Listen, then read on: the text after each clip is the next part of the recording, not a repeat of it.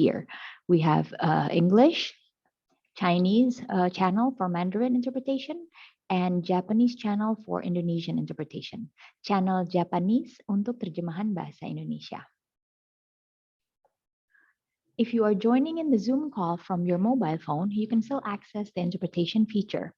Go to the bottom of your Zoom screen on your mobile phone. You will see 3 dots. You click on that, and then you select language interpretation, and then select the channels that you would like to hear for the interpretation. And don't forget to click done. Don't forget to click done. And if you would like to speak, there is no need to turn off or switch channels. Thank you very much. We hope that you have a great webinar. Thank you. Thank you, Igor, for giving us some of these technical things. So one more thing is that if you have any questions to any of the speakers, or you have any comments or experience that you wish to raise, you can just simply put it in the chat box. We will collect all the questions, and the speakers will answer at the end after all the speakers spoken. So as some of you may know, that today is the second day of our webinar on the Indonesia labor movement. Yesterday, we talked about how labor movement or trade unions and workers was being organized during the Suharto period. Yesterday, we have 4 amazing speakers, including Java, who gave us a very clear introduction on how trade union is like during the Suharto's authoritarian, and also how these informal organizing is taking place. I personally find it very interesting, like some of these discussion was held in the coffee shop. And also we have Wansi and also Bowen to share about, as a first-hand experience, how trade unions and also workers are facing suppressions during the dictatorship. And also we have Avian to go into specific issues on like how military has been interfering the labor rights or labor dispute during that time. And today we have another 4 speakers who will be focused on like the more recent time, how labor resistance in post-authoritarianism has been take place.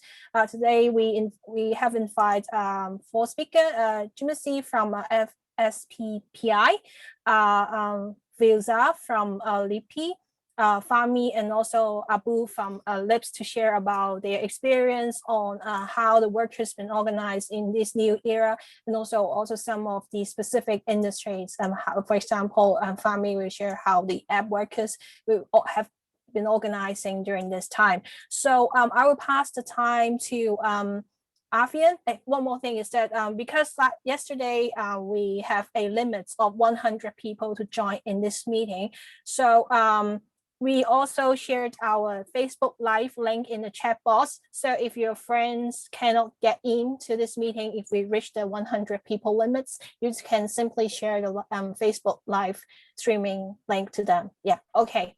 I will pass the time to the moderator of today, Avian. Terima kasih. Avian? Mute. Halo, can you hear me? Dengar saya? Yes. Ya. Oke. Ya. Terima kasih semuanya. Terima kasih. Selamat siang. Kita berjumpa lagi dalam diskusi kedua dari seri diskusi yang diadakan oleh MRC. Diskusi pertama yang kemarin tentang pengorganisiran di masa Orde Baru. Suaranya gresek-gresek, jangan terlalu dekat mic-nya dari mulut. Nah, gresek-gresek. Nah, ya coba. Gresek-gresek. Oh, aduh. Oke lah, lanjutlah. Lanjutlah, nggak apa-apa. Jangan disentuh mic-nya katanya. Kalau kata yang ngerti. Iya, masih gresek-gresek. Enggak. Masih, jangan disentuh mic-nya. Simpen aja, nah, ya. Nah, oh. Tuh. Nggak kedengeran malah. Kemarin lebih bagus, Nggak kedengeran, Ini. Ya. Kemarin lu pakai itu nggak? Oke, tapi Kemarin nggak gresek-gresek.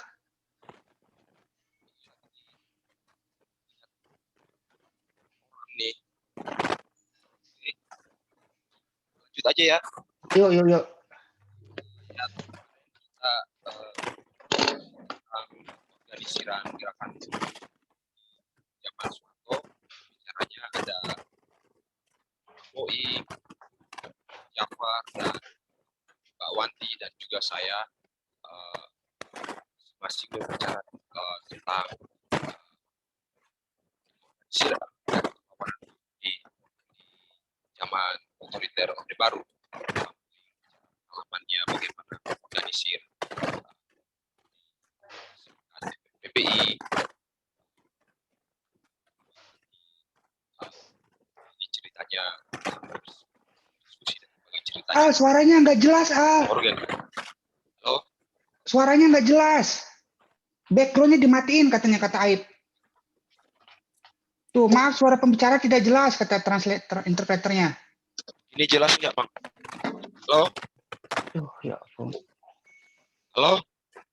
Ya, sekarang jelas. Tapi pas lu ngomong, kayak kemarin aja sih,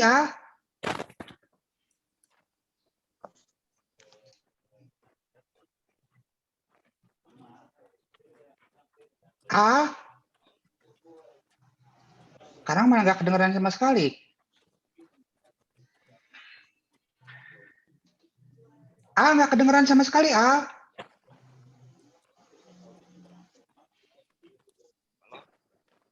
Dengar? Halo?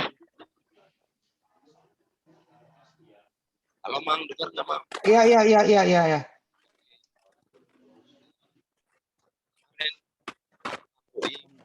Bagi pengalamannya tentang organisir.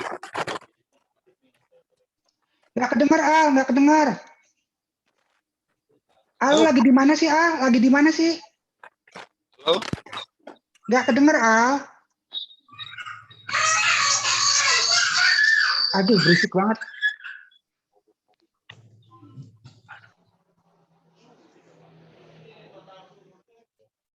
Halo, Mang, dengar nggak, Mang? Aduh. Nah, sekarang enakan nih, udah. Dengar ya? Ya. Tadi oke. Kemudian ada Mbak Wanti yang mendiskusikan tentang pengalamannya mengorganisir di Bandung. Kemudian Bang Jafar membagi ceritanya pengalaman diskusinya tentang pengorganisiran buruh-buruh lewat warung kopi, dan saya sendiri membagikan diskusi tentang intervensi militer dalam urusan perburuhan pada zaman Soeharto.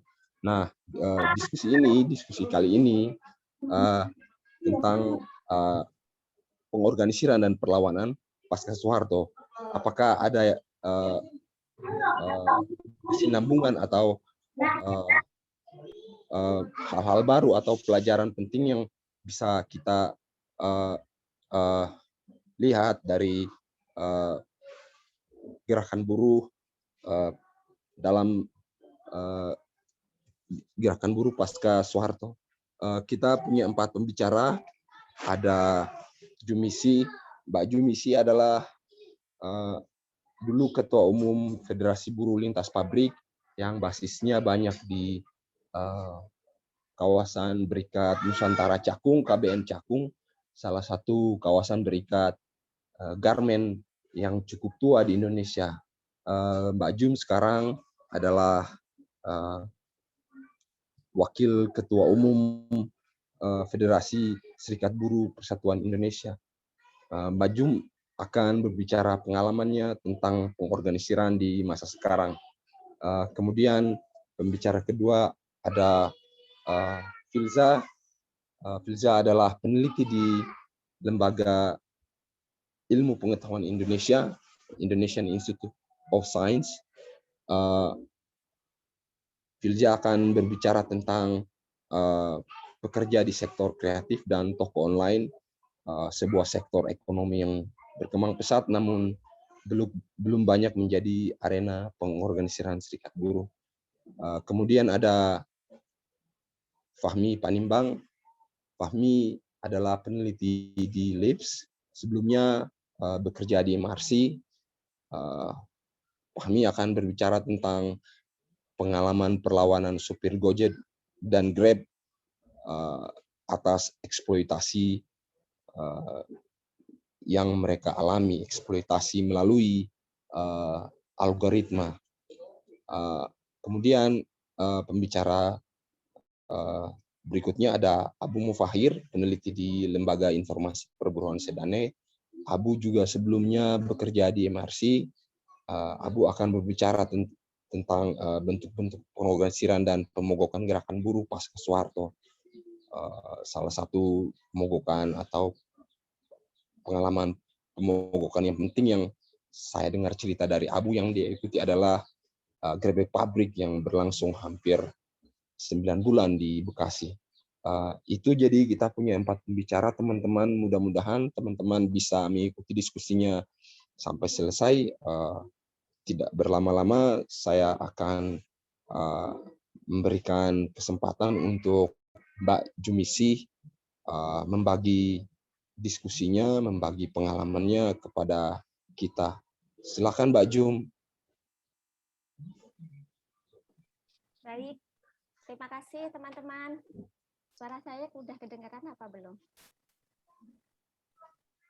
Terdengar. Dengar Mbak Jum. Baik. Teman-teman, selamat siang. Nama saya Jumisi, saya Wakil Ketua Umum Federasi Serikat Buruh Persatuan Indonesia dan juga Wakil Ketua Umum Konfederasi Persatuan Buruh Indonesia. Terima kasih kesempatannya kepada kawan ARMC dan nanti kita akan saling berkolaborasi. Apakah saya boleh share screen atau dibantu panitia? Mbak Jum bisa share screen aja Mbak. Ada pilihan share screen-nya itu Mbak. Oke, makasih.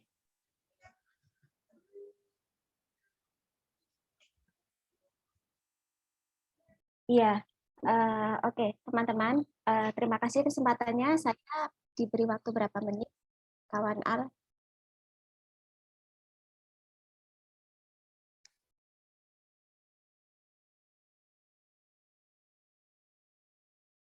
Halo? Atau saya lanjut aja ya? 15 menit, Al. Aduh, si Al kemana Oke. lagi? Baik, terima kasih.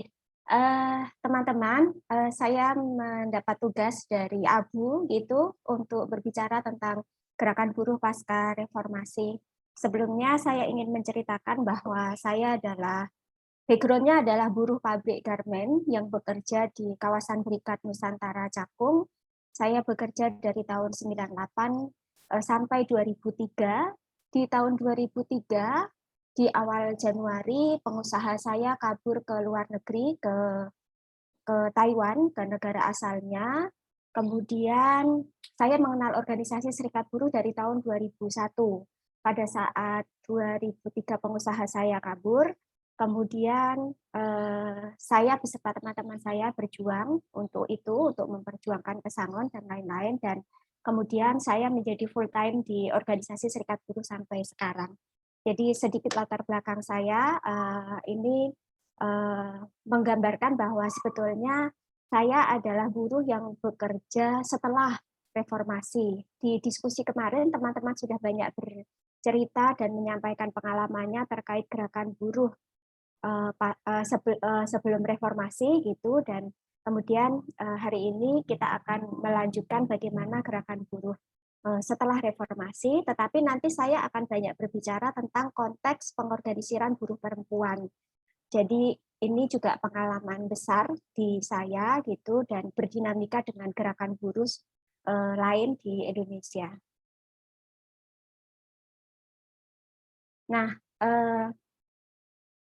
gerakan buruh pasca reformasi sebetulnya kita bisa mulai melihat bagaimana ruang demokrasi di Indonesia itu sangat terbuka lebar, sehingga serikat buruh itu banyak bermunculan. Jadi kalau diistilahkan itu ibarat jamur tumbuh setelah musim hujan. Jadi tumbuhnya banyak gitu dan berbarengan atau bersamaan dengan serikat-serikat buruh lain yang sebetulnya niatnya adalah bagaimana serikat buruh itu betul-betul muncul tidak sama dengan SPSI karena pada masa Soeharto itu hanya ada satu serikat buruh yaitu SPSI gitu, dan kemudian setelah reformasi itu ada ruang demokrasi terbuka lebar dan ada serikat buruh yang bermunculan banyak. Nah, terkait dengan banyaknya serikat buruh ini, buruh perempuan itu mempunyai kesulitan tersendiri dalam hal melakukan pengorganisiran.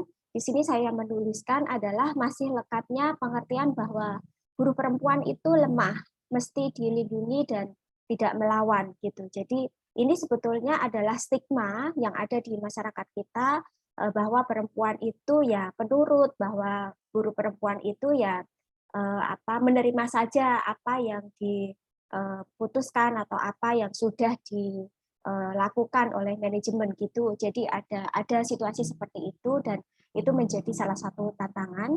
Kemudian ada budaya patriarki yang juga menghambat kemajuan buruh perempuan, di mana perempuan itu ya dia adalah makhluk kedua setelah laki-laki sehingga tidak dijadikan subjek, atau kalau dia muncul sebagai subjek maka akan mendapatkan intimidasi.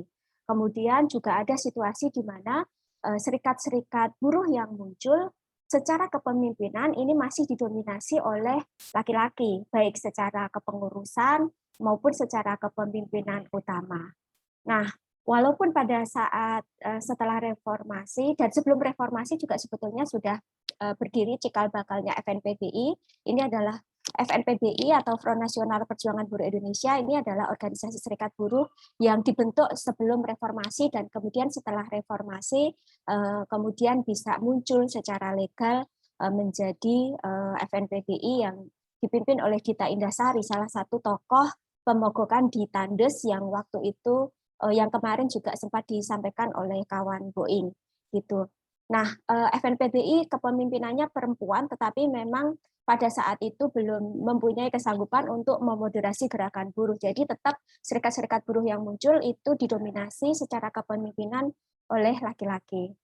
Nah, kemudian cerita sedikit tentang Marsinah. Jadi Marsinah ini kemarin juga sempat disinggung bahwa dia adalah tokoh buruh yang mati pada saat Orde Baru, menjadi bagian dari pemogokan di Jawa Timur, di Sidoarjo, di PT Catur Surya Putra.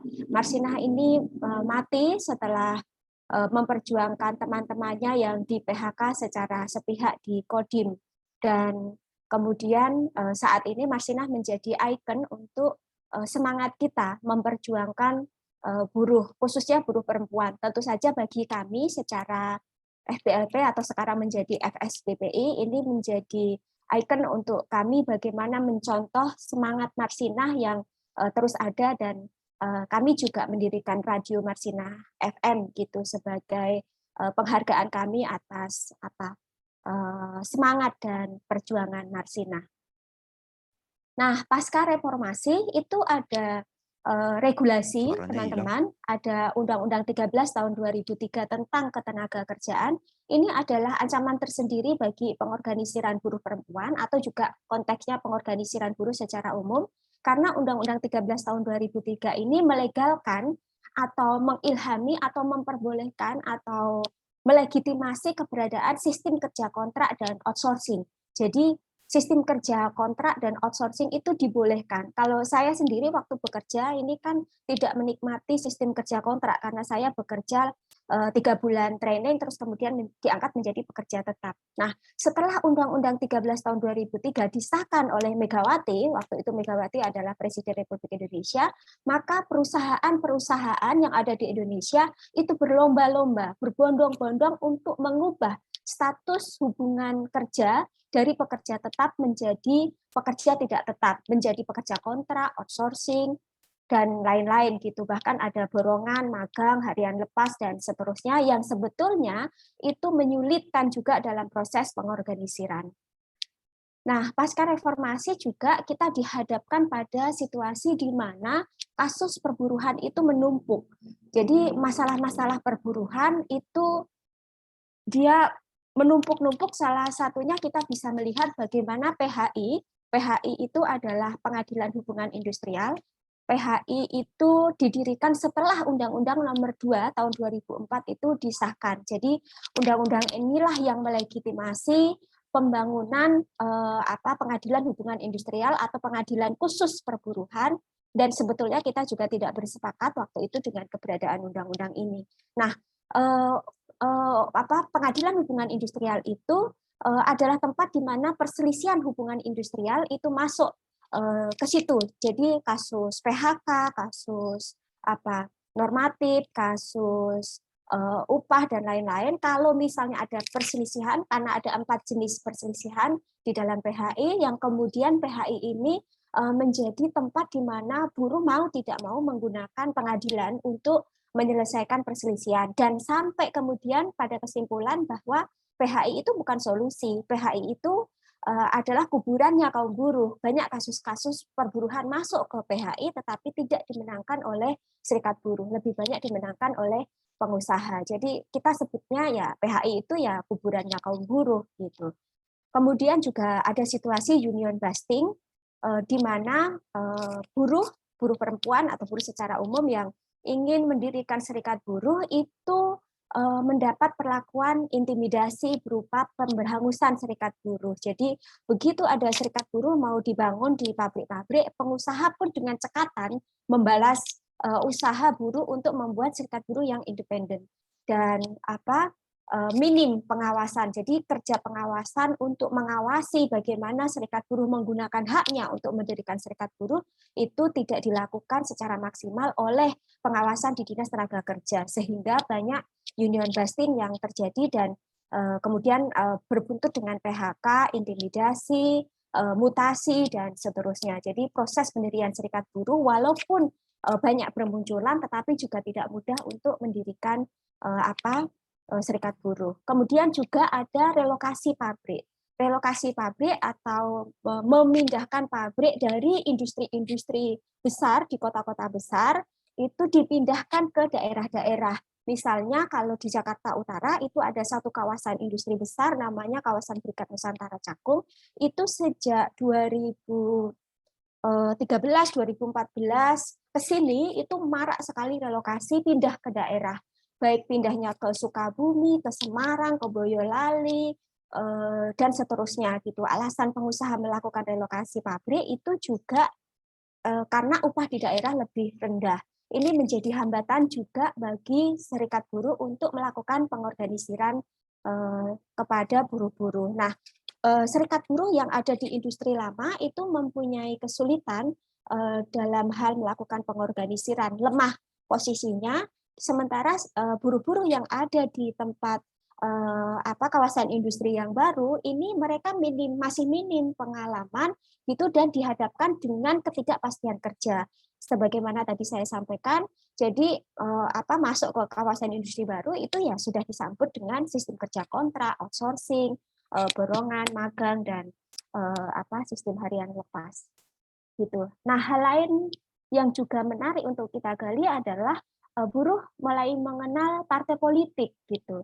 Jadi pasca reformasi atau saya mencontohkan diri saya sendiri, itu saya mengenal bagaimana kita mencoba masuk ke arena partai politik untuk mencoba mewarnai bagaimana dinamika politik di Indonesia.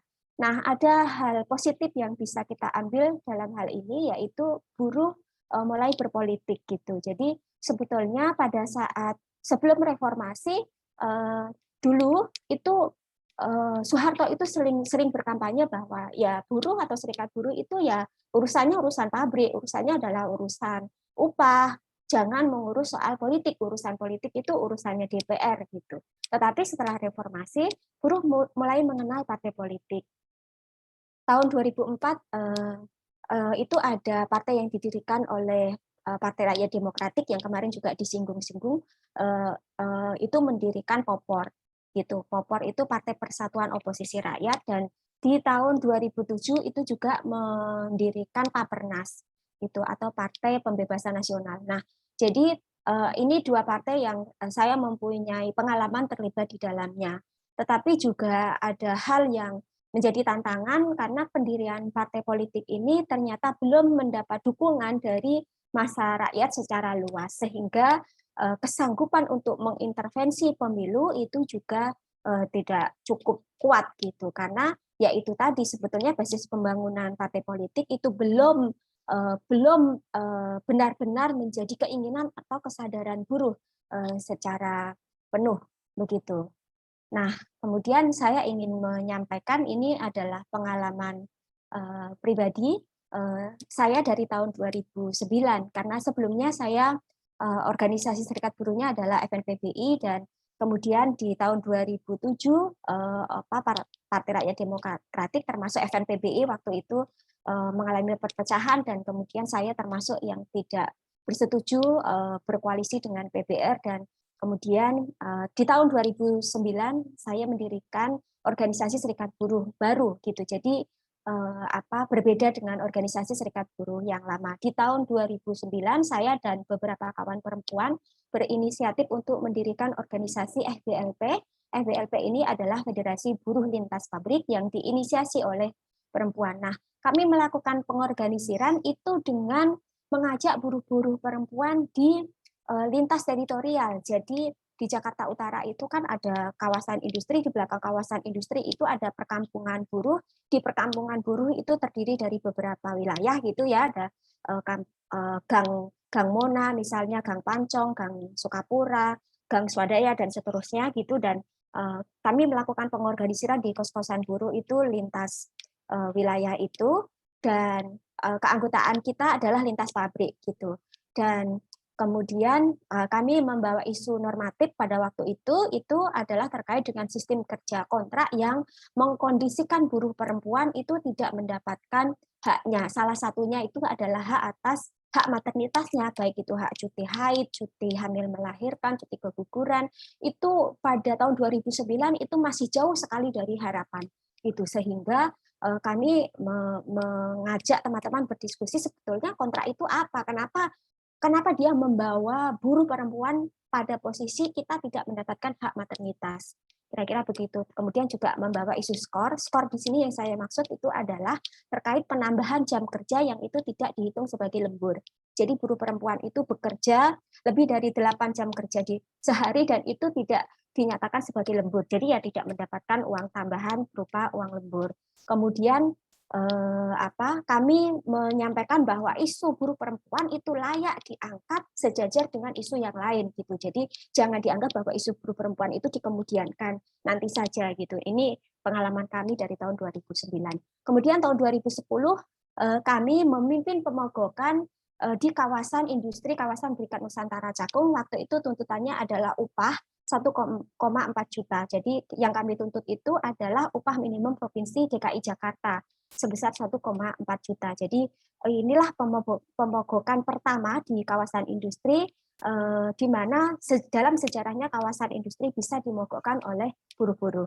Nah, pemogokan ini kemudian menjadi contoh untuk kawasan-kawasan industri lain. Dulu itu menganggap bahwa mogok kawasan itu nggak mungkin, kalau mogok pabrik mungkin, kalau mogok kawasan itu sulit karena ada ratusan pabrik dan lain-lain. Tapi nyatanya setelah pembogokan KBN tahun 2010, di tahun 2011, di tahun 2012 kita mulai mengenal adanya mogok kawasan bukan hanya di KBN Cakung tetapi juga di Bekasi, Cikarang, Karawang dan daerah-daerah lain. Kita mengenal gerebek pabrik, kita mengenal tutup jalan tol dan seterusnya.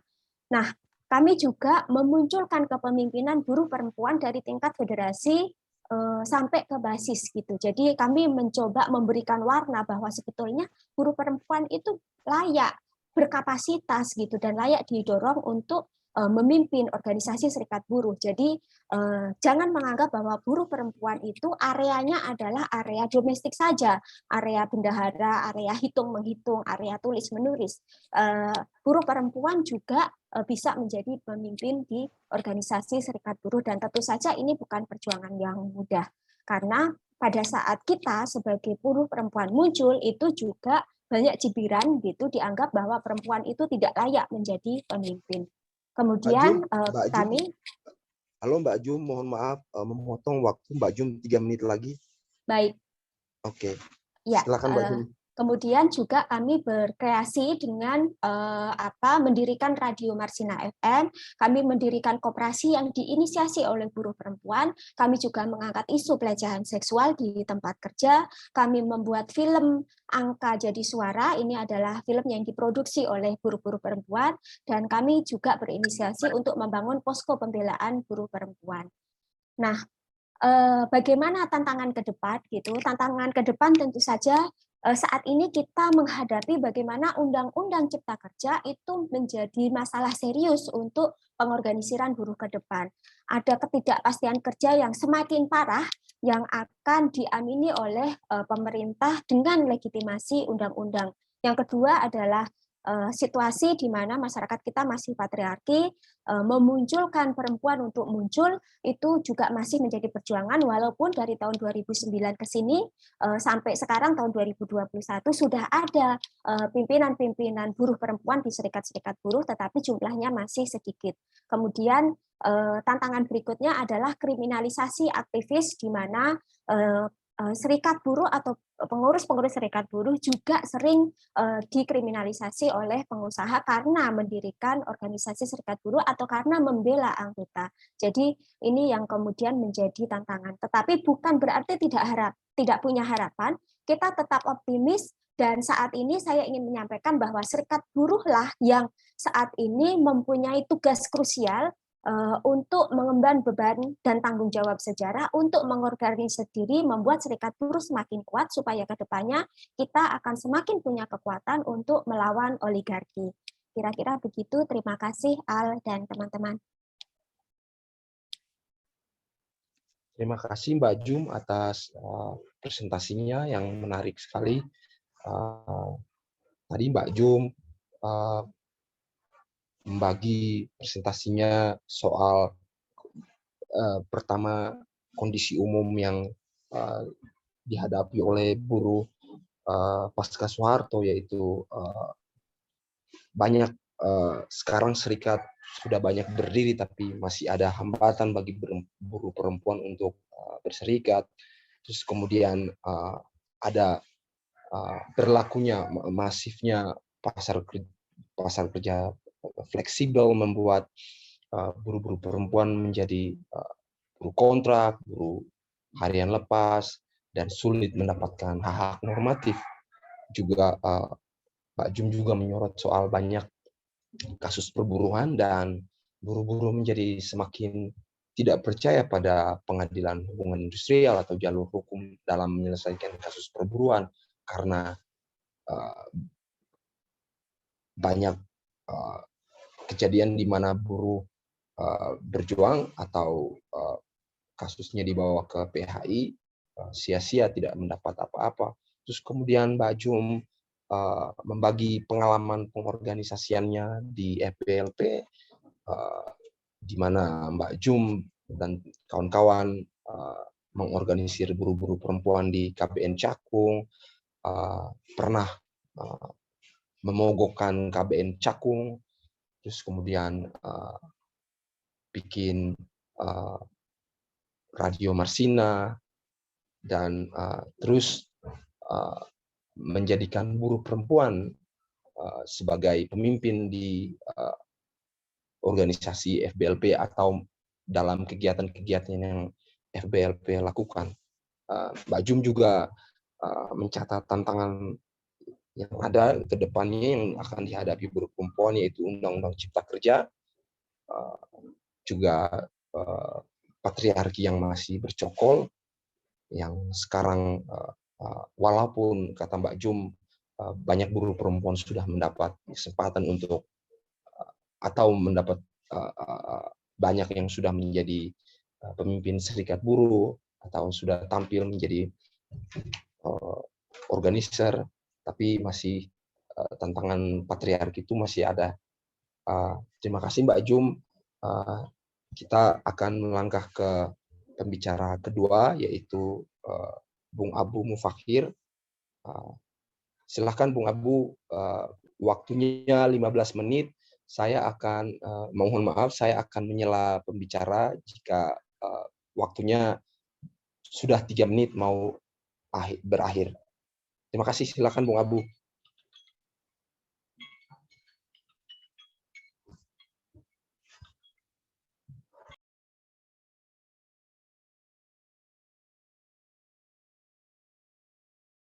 Unmute, unmute.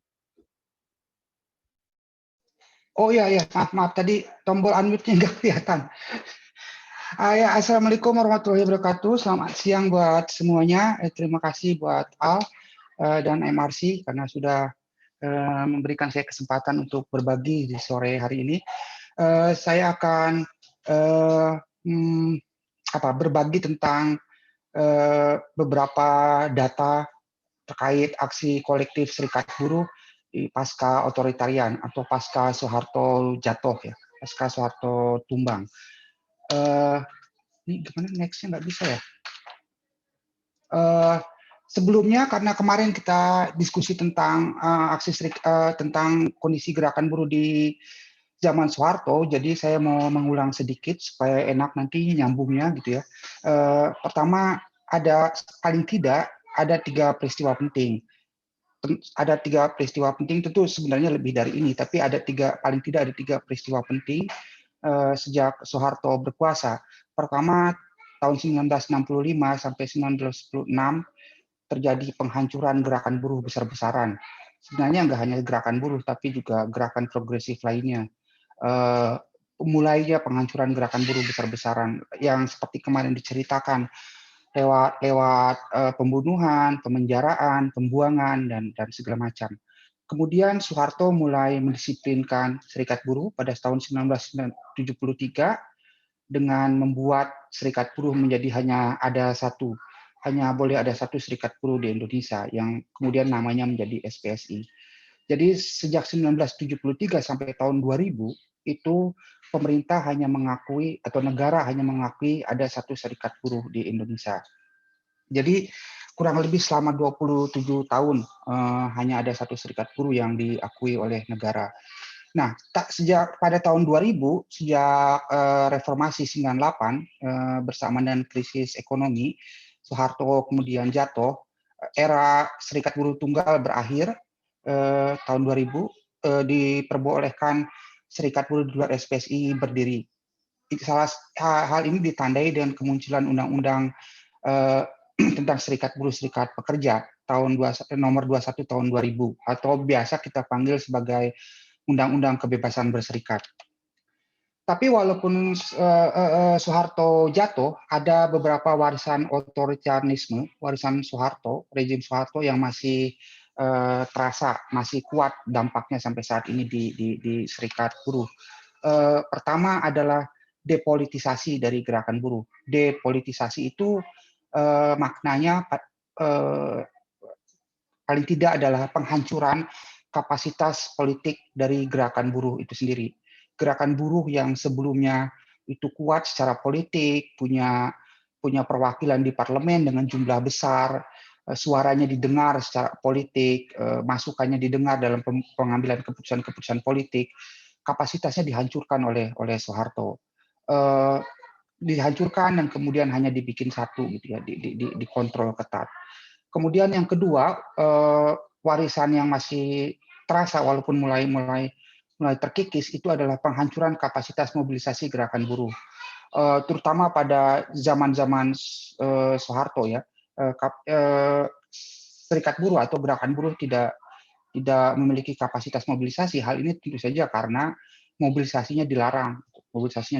Kalau ada mobilisasi ditangkap dan segala macam.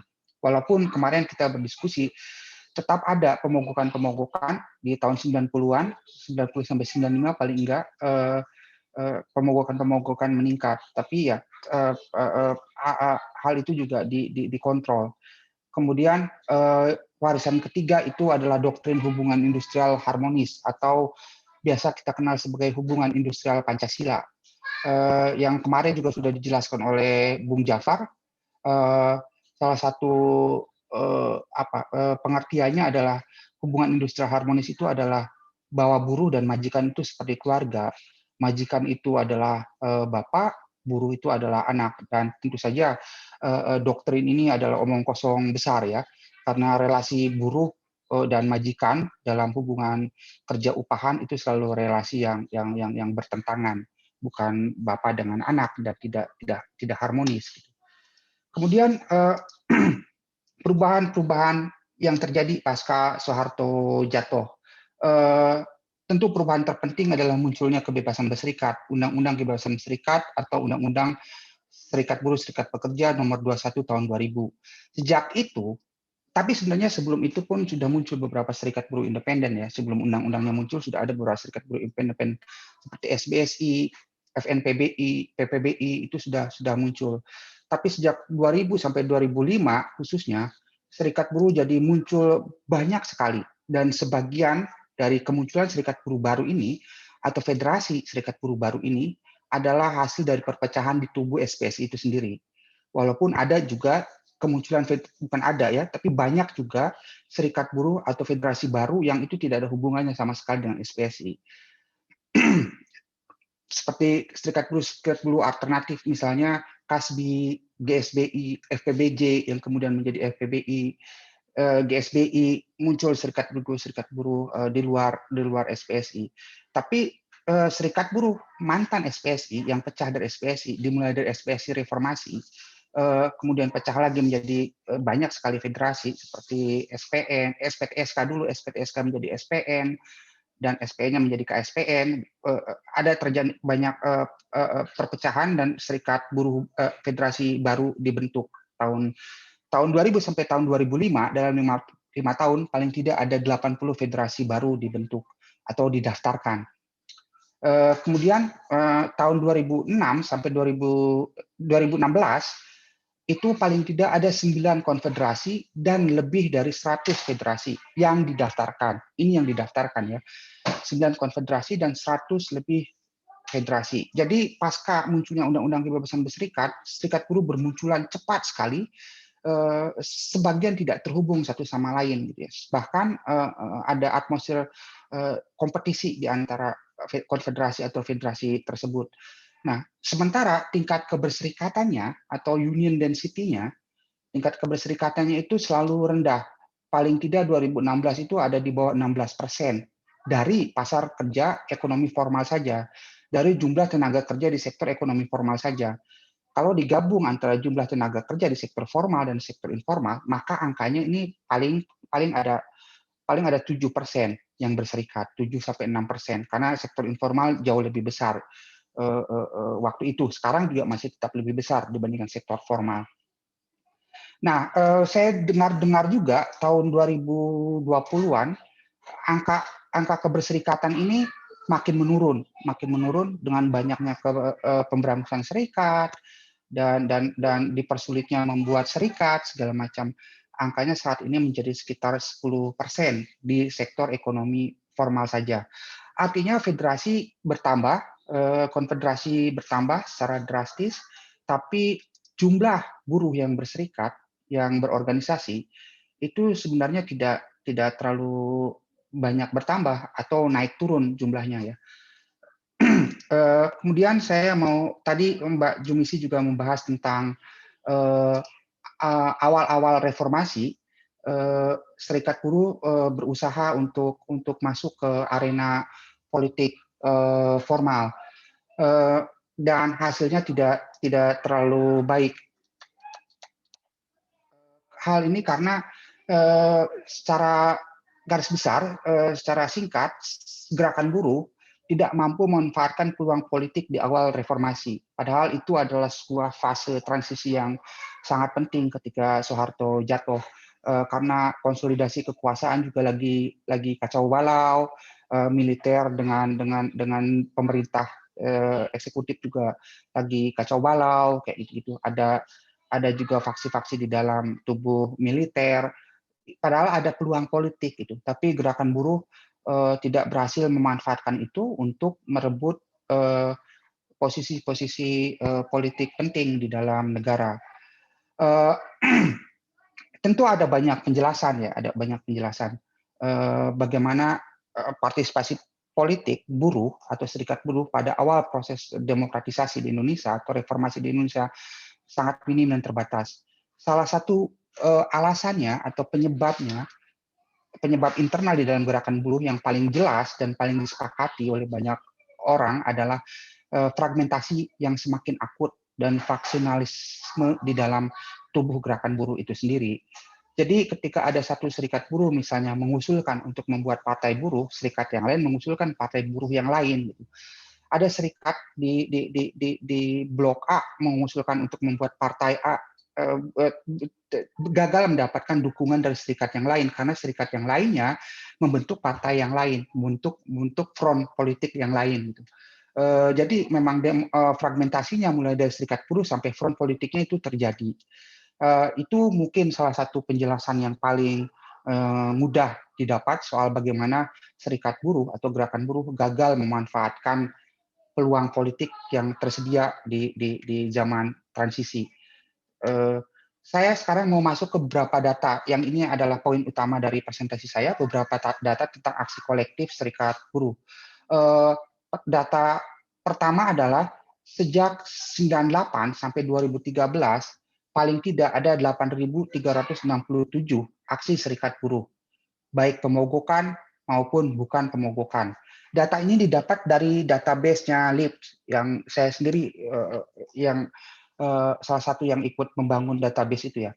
Paling tidak ada 8.367 aksi serikat buruh, baik pemogokan maupun non pemogokan. Dari 8.000 sekian ini, paling tidak ada sekitar 6 juta buruh atau pekerja yang terlibat dalam aksi-aksi tersebut. Dan 6 juta ini tidak menghitung 3 pemogokan umum atau kita menyebutnya mogok nasional dan aksi May Day yang terjadi. Jadi pemogokan 2012 dan 2013 itu tidak dihitung jumlahnya karena kalau dihitung dia akan mengganggu ini komposisi yang lain karena jumlahnya jauh lebih besar dari aksi serikat buruh pada umumnya.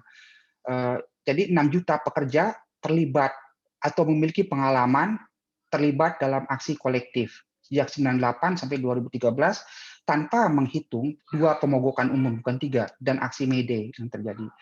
Artinya paling tidak ada satu aksi serikat buruh setiap hari yang melibatkan paling tidak 1.000 orang atau 1.000 buruh yang terlibat dalam aksi tersebut. Dan angka ini menunjukkan, data ini menunjukkan aksi serikat buruh atau aksi kolektif buruh berkembang menjadi protes sosial paling dominan di masyarakat industrial Indonesia, menjadi protes sosial nomor 1 paling besar yang ada di masyarakat industrial Indonesia pasca Soeharto jatuh. Tidak, data ini sulit disangkal karena kalau kita melihat misalnya ada aksi-aksi serikat tani, ada aksi-aksi miskin kota, itu juga terjadi. Tapi kalau kita bicara angka, maka aksi-aksi kolektif yang diorganisir oleh serikat buruh menjadi protes sosial yang paling dominan. Dan ini beberapa data dari tahun 98 sampai tahun 2013. 98 600, sekitar 600, kemudian turun jadi 200, kemudian naik turun lah ya sampai 2008, 2010 angkanya naik jadi 1000-an.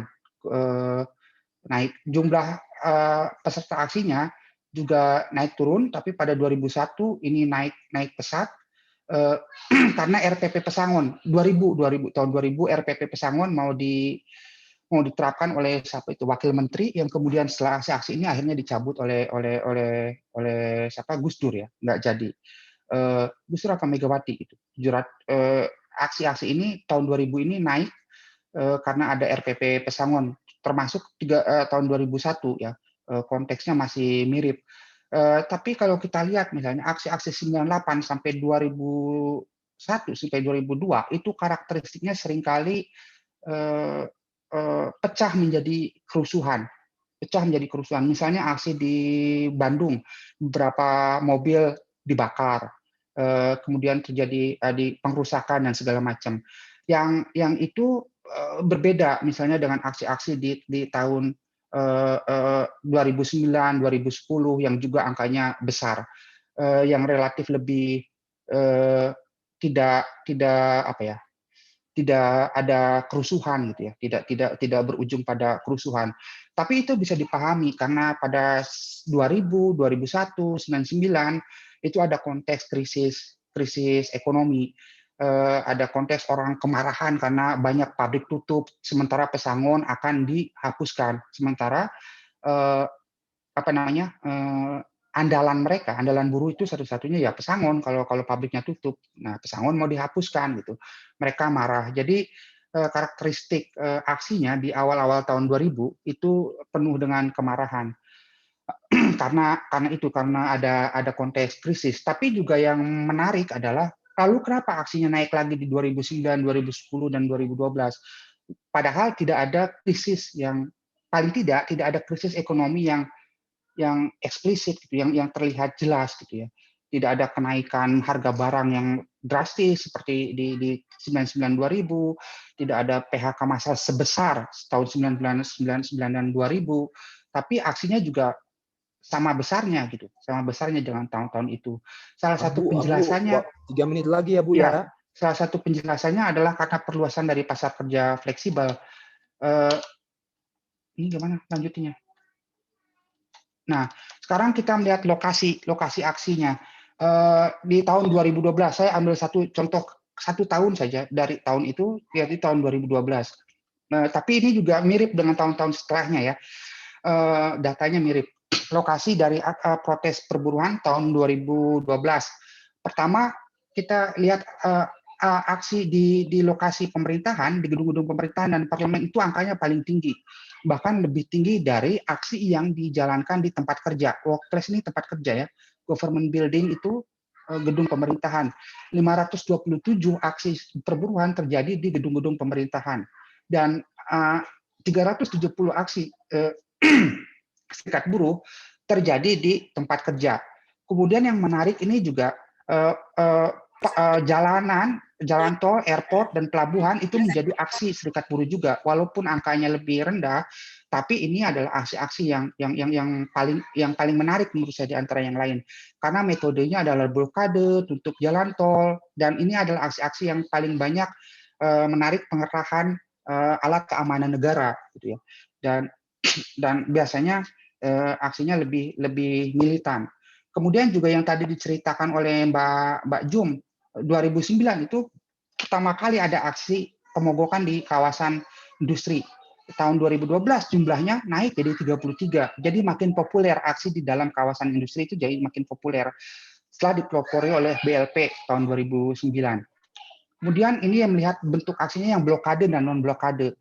Ada 72 aksi yang bentuknya adalah blokade atau aksi langsung biasa disebut atau direct action ya.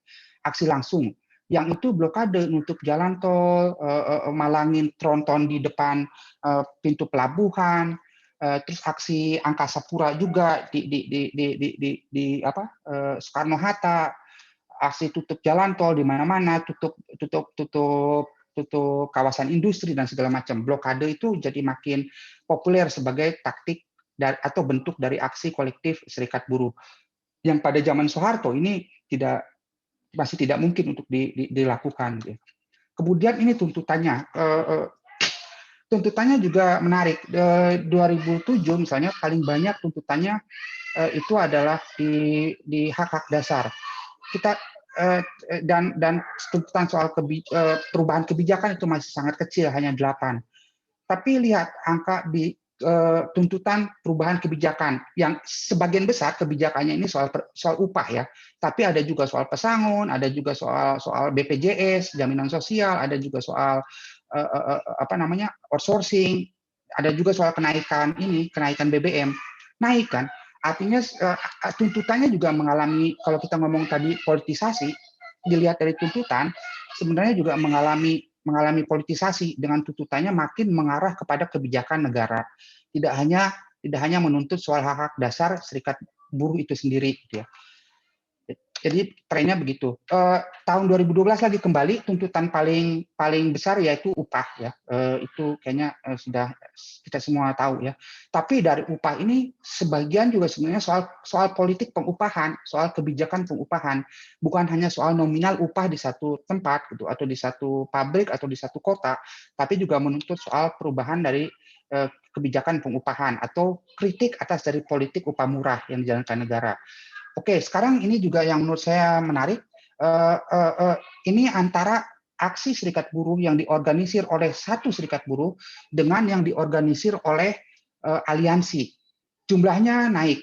Tahun 2007 hanya ada 4,5% dari aksi serikat buruh yang diorganisir oleh aliansi. Tahun 2007, dan aliansinya itu terbatas pada ABM biasanya, aliansi buruh menggugat, hanya itu. Kemudian naik menjadi 8%, naik menjadi 43%. Tentu aliansinya berubah ya, ABM juga sudah tidak aktif 2019, tapi muncul KAJS misalnya, Komunitas Aksi Jaminan Sosial. 2010 juga muncul aliansi lain, 2011-2012 muncul aliansi apa itu namanya, Gerakan Buruh Indonesia GBI, dan aliansi-aliansi yang lain termasuk aliansi lokal. Artinya kerjasama serikat buruh walaupun di tengah-tengah fragmentasi, walaupun hanya terbatas pada pengorganisasian aksi, itu berlangsung membaik gitu. Tadinya hanya 4,5% aksi yang diorganisir lewat aliansi, kemudian naik jadi 62% di tahun 2011. Artinya ada kemauan untuk bekerja sama antar serikat buruh walau dalam bentuk komite-komite aksi. Lalu ini adalah hasilnya kira-kira 2012 sampai 2014 terjadi kenaikan upah secara drastis ya. Kita lihat di Kota Bogor ini yang secara umum paling besar kenaikannya.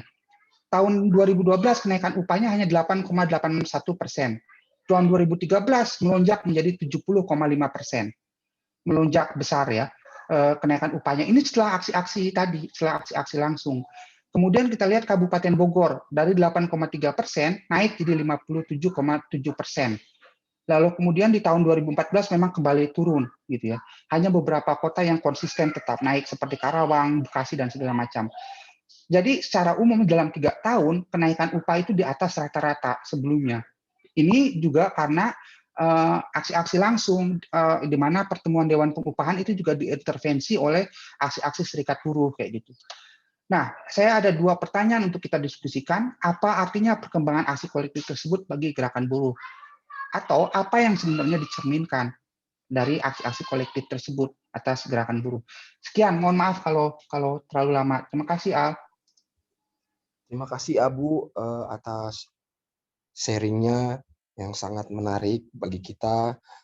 Tadi Abu menjelaskan sedikit tentang warisan otoritarisme yang ada sekarang, yang warisan otoritarisme Orde Baru yang masih bisa kita jumpai sekarang, yaitu penghancuran kapasitas mobilisasi, doktrin hubungan industrial yang harmonis. Kemudian Abu menjelaskan juga ada perubahan-perubahan penting terkait dengan serikat buruh, yaitu Undang-Undang Kebebasan Berserikat yang memunculkan mendorong banyak serikat baru dibentuk. Dari tahun 2000 sampai 2005 ada 80 federasi, kemudian pada 2016 ada tercatat 100 federasi dan 9 konfederasi. Tapi Abu juga tadi memberi kontras bahwa walaupun serikat buruh naik, banyak federasi dibentuk, tapi tingkat densitas atau jumlah Berserikatan. orang bergabung dalam serikat buruh, tingkat keserikat buruhan itu menurun hanya di bawah 16%. Kemudian Abu juga tadi menjelaskan data-data yang menarik tentang perlawanan serikat buruh, di mana dari 15 tahun, dari tahun 2008 sampai 2013, ada sekitar 8.300 aksi serikat buruh, melibatkan 6 juta pekerja, dan aksi-aksi ini kebanyakan berlangsung di kantor pemerintahan, di mana tuntutan-tuntutannya juga keluar sedikit dari tuntutan ekonomi buruh ke tuntutan-tuntutan politik yang dimana Abu mengatakan bahwa itu menandakan ada sedikit perubahan politik dari serikat buruh di Indonesia. Kemudian yang menarik juga, Abu mencatat bahwa aksi-aksi serikat buruh ini naik aksi aliansinya. Kalau sebelumnya aksi-aksi serikat buruh kebanyakan dilakukan oleh serikat buruh tunggal, misalnya satu serikat buruh melakukan aksi, tapi ada kenaikan di mana aksi-aksi yang dilakukan baik mogok maupun non mogok itu banyak dilakukan di bawah bendera aliansi. Tadi juga Abu menjelaskan bahwa tuntutan serikat buruh mengalami politisasi dan tuntutannya mengarah pada perubahan kebijakan politik atau perubahan kebijakan negara. Terima kasih Abu. Berikutnya kita bergeser pada pembicara berikutnya, yaitu Filza. Silakan Filza, waktunya 15 menit. Terima kasih atas kesempatannya. Sebentar saya share screen dulu. Apakah layar saya terlihat? Udah terlihat ya? Terlihat. Oke. Terima kasih atas kesempatannya kepada MRC dan juga kepada Liv sudah mengajak saya dalam diskusi ini. Sedikit berbeda dengan Mbak Jumisi tadi, latar belakang saya sebenarnya bukan buruh pabrik ya, tapi kebetulan dulu waktu mahasiswa selalu terlibat dalam gerakan buruh dan juga pernah ikut okupasi pabrik gitu selama setahun sejak 2010. Jadi sejak itulah saya terus involved di dalam gerakan buruh sampai sekarang. Dan sekarang saya bekerja di Pusat Penelitian Politik LIPI sebagai peneliti dan juga anggota di Serikat Sindikasi sekaligus editor di Indo Progress. Oke, kita mulai aja. Tadi sudah disinggung oleh dua pembicara sebelumnya tentang perubahan-perubahan yang signifikan yang terjadi di era reformasi oleh Mbak Jumisi, oleh Abu juga. Misalnya ada 3 paket undang-undang perburuhan yang membuka keran kebebasan berserikat, salah satunya gitu ya, di mana jumlah serikat buruh kemudian meningkat pesat setelah disahkannya undang-undang tersebut gitu. Dan menurut data dari Kemenaker Transnet sendiri, pada bulan Juni 2020 tercatat bahwa jumlah serikat buruh yang ada di Indonesia itu berjumlah sekitar 10.748 dengan 3,23 juta orang anggota gitu. Nah, namun ada catatan di sini. Jadi pada saat saya melakukan penelitian, misalnya saya menemukan suatu keganjilan yang terjadi di berbagai disnaker di daerah, terutama di mana pencatatan disnaker sepertinya gitu ya. Ini juga nanti terkait dengan pengawasan hubungan industrial yang kurang efektif yang tadi juga sudah disinggung oleh Mbak Jumisi, misalnya itu mereka melakukan pendataan di disnaker itu di daerah itu kurang rapi. Jadi misalnya satu pengalaman saya itu data yang terkait dengan perburuhan itu dimasukkan di dalam komputer pribadi yang disatukan dengan file-file pribadi gitu, sehingga kita bisa melihat bahwa dari sisi negara gitu ya, dari aparatur negara sendiri tidak begitu menyeriusi tentang pendataan serikat buruh. Maka tidak heran tadi ketika misalnya Abu memaparkan data-data tentang jumlah aksi serikat buruh di masa reformasi ini gitu ya, berdasarkan data dari LIPS gitu, karena memang kalau dari Kemenaker Trans sendiri, dari disnaker di daerah sendiri, pendataan mereka sangat tidak rapi dan sangat tidak teratur gitu. Nah, dari sejumlah ribuan serikat dan juga jutaan jumlah anggota serikat buruh ini gitu ya, masih banyak buruh atau kelas pekerja, rakyat pekerja yang belum terorganisir gitu. Terutama mereka para pekerja informal dan para pekerja yang terinformalisasi karena meningkatnya atau semakin intensifnya sistem pasar tenaga kerja fleksibel gitu. Dan ini semua kebanyakan perempuan. Nanti saya akan bahas di bagian berikutnya. Nah, intensifikasi pasar tenaga kerja fleksibel ini meningkatkan berbagai macam sistem kerja yang merentankan para pekerjanya. Di antaranya adalah sistem kerja kontrak outsourcing, tadi juga sudah dijelaskan panjang lebar oleh Mbak Jumisi ya. Kemudian juga meningkatnya hubungan kerja lepas, dan ini hampir di semua sektor pekerjaan gitu. Nanti saya akan perdalam lagi di sektor industri kreatif misalnya.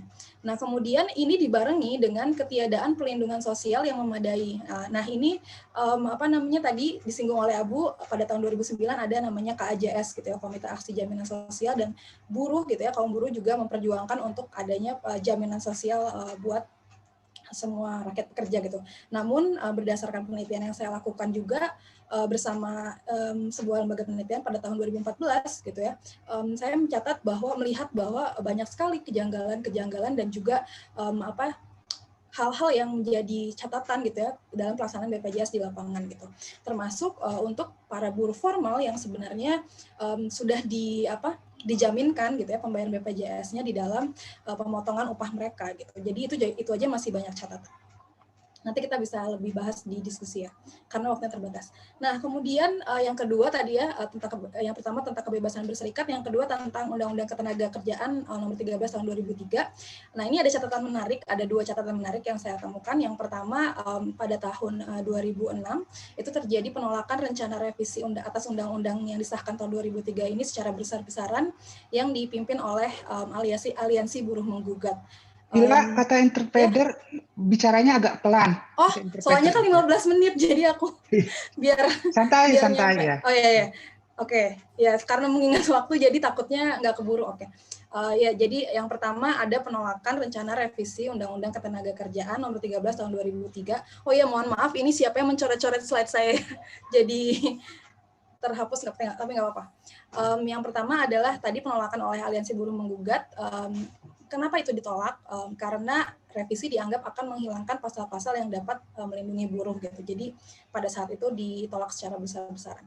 Nah, namun pada penelitian yang saya lakukan untuk skripsi saya kebetulan tahun 2011 itu saya menemukan adanya gerakan yang dilakukan oleh berbagai aliansi serikat buruh di dua daerah, yaitu di Karawang dan Tangerang. Misalnya mereka mengusulkan untuk membuat perda anti kontrak outsourcing karena menganggap bahwa Undang-Undang 13 tahun 2003 ini melegalkan sistem kerja kontrak dan outsourcing. Jadi ada dua hal ini yang menarik untuk dicatat dari Undang-Undang 13 2003 ini, dan nanti kita akan bahas lagi kaitannya dengan misalnya Omnibus Law Undang-Undang Cipta Kerja di bagian terakhir gitu ya. Kalau ini udah lumayan cepet nggak? Lumayan nggak cepet nggak? Oke, lanjut ya. Selanjutnya tentang penyelesaian hubungan industrial tadi juga sudah dibahas banyak, tapi saya hanya akan menyinggung sedikit. Jadi ini memang terkait dengan rescue politics yang ada di Indonesia yang bertujuan untuk mendamaikan konflik kelas gitu ya. Dan ini juga nantinya berkaitan dengan ancaman kebebasan berserikat. Tadi juga sudah dijelaskan juga, dan hak untuk mogok. Jadi di era sekarang masih banyak sekali kaum buruh, rakyat pekerja yang tidak mengetahui bahwa mogok itu adalah bagian dari hak gitu. Nah, ini PowerPoint-nya terus dicoret-coret sama siapa ya, saya bingung. Oke. Kemudian masuk ke yang selanjutnya ya, tentang kerja-kerja yang dilupakan dan bentuk-bentuk kerja baru. Nah, ini sebenarnya pembahasan yang mungkin agak panjang, jadi mungkin saya akan lebih pelan-pelan. Oke, yang pertama tadi ya seperti yang sudah disinggung juga sebelumnya, di era Orde Baru istilah buruh atau istilah kas pekerja itu selalu diubah gitu ya menjadi karyawan, pegawai dan lain-lain, yang kemudian berdampak juga pada pemahaman di masyarakat tentang apa sih yang dimaksud dengan buruh, apa sih yang dimaksud dengan pekerja, kas pekerja seperti itu. Dan juga akhirnya gitu ya banyak juga kerja-kerja yang dilupakan atau tidak dianggap sebagai kerja di tengah-tengah masyarakat gitu. Nah, di sini saya mencatat ada 4 setidaknya kerja-kerja yang cenderung seringkali dilupakan. Yang pertama adalah para pekerja di industri kreatif gitu. Nah, para pekerja di industri kreatif ini seringkali dilupakan karena yang pertama interseksi kerja di dalamnya seringkali tidak dilihat gitu. Kerja-kerja material dan kerja-kerja imaterial yang saling berhubungan, yang saling berinterseksi satu sama lain seringkali dilupakan, sehingga misalnya yang dilihat sebagai pekerja di industri kreatif hanya musisinya misalnya, atau hanya aktor dan aktris di industri film misalnya, tapi misalnya yang mereka yang menata panggung untuk para musisi, atau mereka yang bekerja di balik sebuah film yang menata kamera, yang menata lampu, cahaya dan lain-lain itu cenderung dilupakan bahwa mereka juga adalah bagian dari pekerja di dalam industri kreatif. Gitu. Yang kedua adalah problemnya itu soal industri kreativitas, di mana di dalam industri ini industri kreativitas itu sangat ditekankan sekali ya, sehingga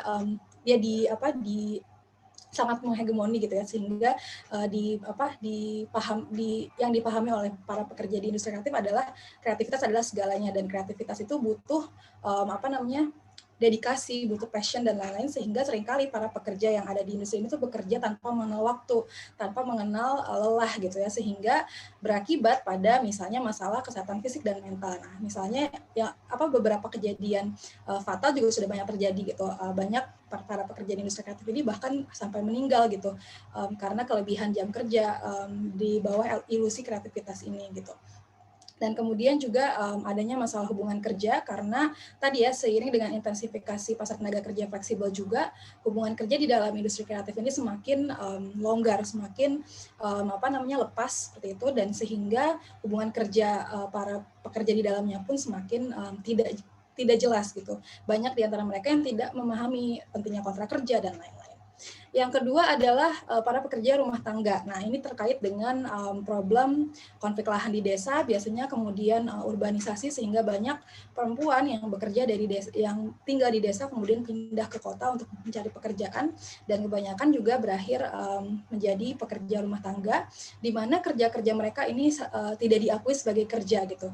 Ini bisa kita lihat hingga sekarang rancangan undang-undang perlindungan pekerja rumah tangga ini, rancangan undang-undang pekerja rumah tangga maksudnya, itu belum disahkan oleh DPR sampai sekarang gitu. Seperti itu. Dan nanti kalau mau tahu detailnya kita diskusikan aja ya. Dan kemudian untuk yang ketiga adalah kerja ibu rumah tangga. Nah, ini sebenarnya sudah menjadi sudah menjadi pengetahuan yang cukup umum bahwa kalau di Indonesia terutama ya, dan di masyarakat patriarkis secara umum ya, ibu rumah tangga itu tidak pernah diakui sebagai kerja-kerja itu tidak pernah diakui sebagai kerja gitu. Padahal mereka melakukan kerja-kerja reproduksi sosial yang tidak dibayar itu sebenarnya juga posisinya penting di dalam kapitalisme gitu ya, tapi tidak pernah diakui, sehingga misalnya ketika seorang ibu rumah tangga juga bekerja di tempat yang lain, misalnya sebagai buruh atau sebagai buruh pabrik atau buruh di kantoran atau yang lain-lain, mereka selalu diasosiasikan sebagai tetaplah kodratnya adalah ibu rumah tangga seperti itu. Jadi mereka mengalami beban ganda dan juga tidak diperhatikan keberadaan mereka. Nah, ini nanti terkait dengan munculnya jenis kerja baru di dalam era kapitalisme platform yang sekarang ini sedang marak. Nah, yang selanjutnya adalah kerja-kerja perempuan yang seringkali dilupakan. Ini juga bisa kita lihat misalnya dari karena terbatasnya definisi dari tentang buruh atau tentang kelas kerja yang sudah dikonstruksikan sejak masa Orde Baru itu di-cut itu, dipotong gitu. Misalnya kita bisa melihat kerja-kerja para perempuan yang merupakan para buruh hasil race to the bottom gitu. Misalnya mereka yang bekerja di sistem putting out system dan lain-lain gitu, dan itu biasanya dilupakan kerja-kerja mereka gitu. Dan nanti muncul juga terutama semenjak krisis 2008 ya, muncul juga bentuk-bentuk kerja baru yang nanti mungkin kalau pekerja ride hailing application seperti misalnya para supir Gojek, supir Grab dan lain-lain akan dijelaskan lebih detail oleh Bung Fahmi ya. Tapi ini sedikit aja di dalam aplikasi ride hailing applications ini yang juga kita kenal dengan istilah yang sangat sering digembar-gemborkan ya, gig ekonomi ini, terjadi pengaburan hubungan kerja di dalamnya, dan kemudian para pekerja di dalamnya juga bekerja dengan sistem upah potong dan juga ada ilusi fleksibilitas di dalamnya, sehingga seringkali para pekerja di dalam sistem mode kerja ini bekerja tanpa mengenal waktu juga gitu untuk mengejar upah yang sesuai karena tadi ya sistemnya adalah piece wage labor. Nah, kemudian ini nanti dibahas oleh Bung Fahmi ya. Kemudian yang kedua adalah munculnya pekerja di toko daring berbasis media sosial atau social media based online businesses. Nah, ini penelitian saya juga ini muncul semenjak tahun 2013 setidaknya di Indonesia. Ini adalah mereka para pekerja di toko daring yang ada di media sosial seperti Instagram, Facebook gitu ya. Jadi mereka kebanyakan adalah perempuan yang membuka toko daring atau toko online atau online shop yang kita bisa melihat misalnya contohnya di Instagram cek toko online kita kakak atau seperti itu ya. Nah itu mereka membuka bisnis ini dan sebenarnya kebanyakan dari mereka adalah berperan sebagai reseller atau dropshipper yang hanya menjual produk dari perusahaan atau pabrik yang sudah memproduksi produk tersebut gitu. Dan juga kebanyakan dari mereka misalnya mereka yang bekerja di social media based online business assembly line atau ada seperti assembly line di dalam toko daring ini, mereka juga kebanyakan datang dari pedesaan dan mereka direkrut oleh pemilik toko online yang merupakan businesswoman biasanya itu pada mulanya sebagai pekerja rumah tangga, kemudian dipekerjakan di dalam toko daring mereka sebagai pekerja online shop di online shop mereka itu sebagai admin media sosial atau sebagai penyalur barang ke perusahaan jasa logistik misalnya seperti itu. Nah di dalam mekanisme kerja ini tentunya ada ilusi fleksibilitas yang berlaku di sana karena pekerjaan ini bisa dilakukan dari rumah atau dari mana saja dengan menggunakan smartphone biasanya, dan ini biasanya menarik para ibu rumah tangga atau mereka perempuan yang bekerja di rumah untuk masuk ke dalamnya karena merasa bisa berpikir untuk bisa sambil mengurus rumah tangga sambil melakukan pekerjaan ini gitu. Dan di sini juga terlihat ada banyaknya feminisasi kerja, yaitu di mana perempuan masuk ke dalam bisnis ini, ke dalam mode kerja ini karena stereotip gender yang melekat pada mereka, dan juga memang nilai-nilai patriarkal itu berlaku dalam proses kerja mereka sejak awal hingga akhir gitu. Nah ini kalau mau lebih detail nanti didiskusi ya karena cuma 15 menit. Dan itu kemudian mempengaruhi cara kerja reproduksi sosial mereka.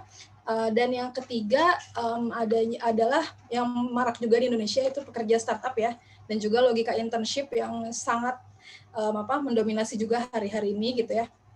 Nah ini kalau pekerja startup ini juga diilusi soal kewirausahaan, jadi banyak di antara mereka menganggap bahwa dirinya adalah entrepreneur, padahal yang entrepreneur adalah hanya pemiliknya saja, tapi kalau pekerjanya kan bukan kayak gitu. Dan juga ada ilusi kreativitas sama seperti yang tadi para pekerja industri kreatif, dan itu kemudian biasanya cara kerjanya itu adalah kerja-kerja yang reproduktif juga, sama seperti para pekerja di toko daring berbasis media sosial. Oke. Nah, adapun untuk pengorganisirannya sebenarnya sudah banyak dilakukan juga upaya pengorganisiran. Kalau untuk di industri kreatif misalnya sekarang sudah ada serikat, ya kebetulan saya juga menjadi anggota di dalamnya, yaitu Serikat Pekerja Industri Media dan Industri Kreatif untuk Demokrasi misalnya. Kemudian kalau di pekerja rumah tangga misalnya ada serikat juga namanya Jala PRT kayak gitu. Jadi udah ada, cuma memang masih belum belum masif gitu pengorganisirannya. Nah tapi untuk peluang pengorganisiran sendiri, saya melihat ada dua hal yang bisa dilihat sebagai peluang untuk pengorganisiran. Yang pertama adalah riset. Nah ini penting karena riset bisa membuka sebenarnya apa saja sih, sektor-sektor mana saja atau kerja-kerja apa saja yang belum terdetek gitu ya, bentuk-bentuk kerja apa saja belum terdetek gitu, dan para pekerjanya itu bisa diorganisir melalui cara seperti apa itu melalui riset gitu. Kemudian yang kedua adalah kampanye digital di media sosial yang misalnya saya beri contoh juga di sini kalau untuk riset misalnya di sindikasi kemarin tahun 2020 saya bersama teman-teman saya di tim riset di sindikasi melakukan penelitian tentang para pekerja industri kreatif di Indonesia kaitannya dengan exploitation misalnya gitu, dan dari sana kami mendapatkan beberapa catatan penting tentang pengorganisiran pekerja kreatif di masa depan misalnya seperti itu. Kemudian untuk media kampanye digital di media sosial saya memberi contoh di sini akun Instagramnya Persatuan Buruh yang cukup inovatif ya dalam memberikan kampanye-kampanye terkait penyadaran hak-hak buruh di media sosial melalui banyak cara, melalui meme dan lain-lain gitu. Ini saya beri contoh satu aja. Nah, kemudian saat ini gerakan buruh pun menghadapi tantangan. Yang pertama itu adalah Omnibus Law Undang-Undang Cipta Kerja. Ini memang sangat merugikan buruh karena ditujukan untuk meningkatkan iklim investasi, sehingga resikonya adalah pelonggaran ketentuan tata kelola lingkungan dan juga pemangkasan hak-hak buruh. Dan juga di samping itu juga dia tidak dapat menangkap perkembangan zaman gitu ya.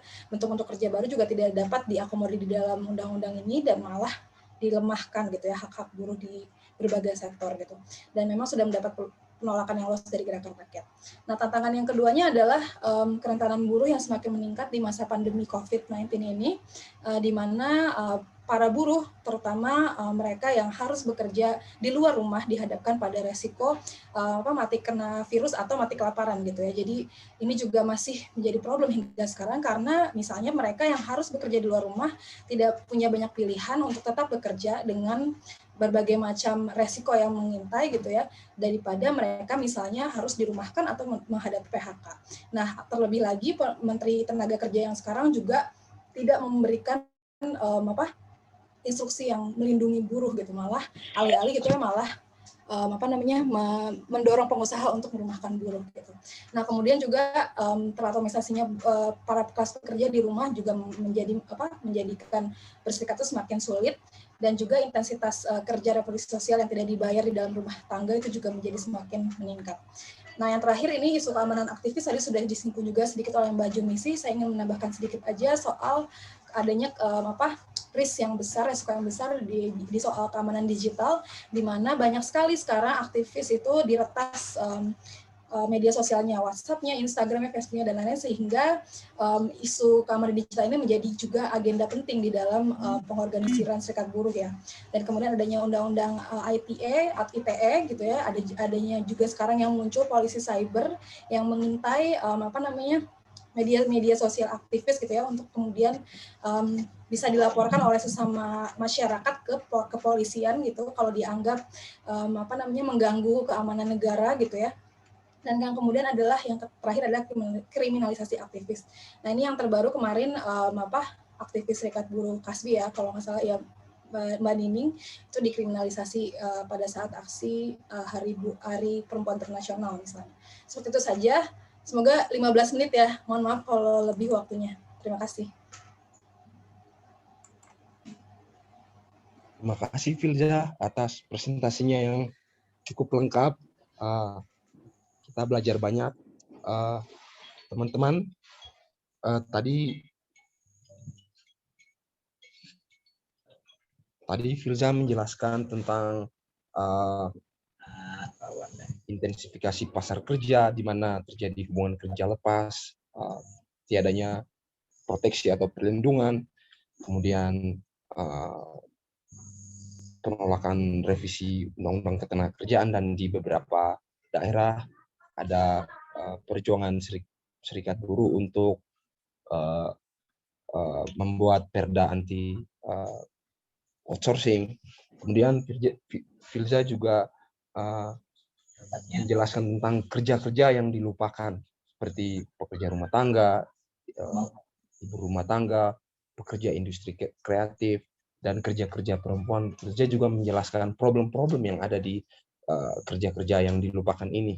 Kemudian tadi Filza juga menjelaskan ada kemunculan jenis-jenis pekerjaan baru sekarang, seperti pekerja ride hailing, juga pekerja di toko daring berbasis media sosial, dan pekerja startup, lengkap dengan problemnya seperti ilusi fleksibilitas, ilusi kreativitas, ilusi kewirausahaan, dan lain-lain. Dia juga menjelaskan tentang peluang pengorganisiran, yaitu lewat riset dan kampanye digital. Dan terakhir tadi Filza menjelaskan tantangan yang dihadapi serikat buruh sekarang, yaitu Omnibus Law, COVID, dan yang terbaru adalah keamanan aktivis atau keamanan aktivis buruh, yaitu dibentuknya polisi cyber, terus kriminalisasi, kasus terbaru yang dialami Mbak Nining, dipanggil oleh polisi karena dianggap menghasut, mendorong orang untuk mogok di waktu COVID. Terima kasih Filza. Kita melangkah kemudian ke Fahmi. Silakan Fahmi, 15 menit waktunya.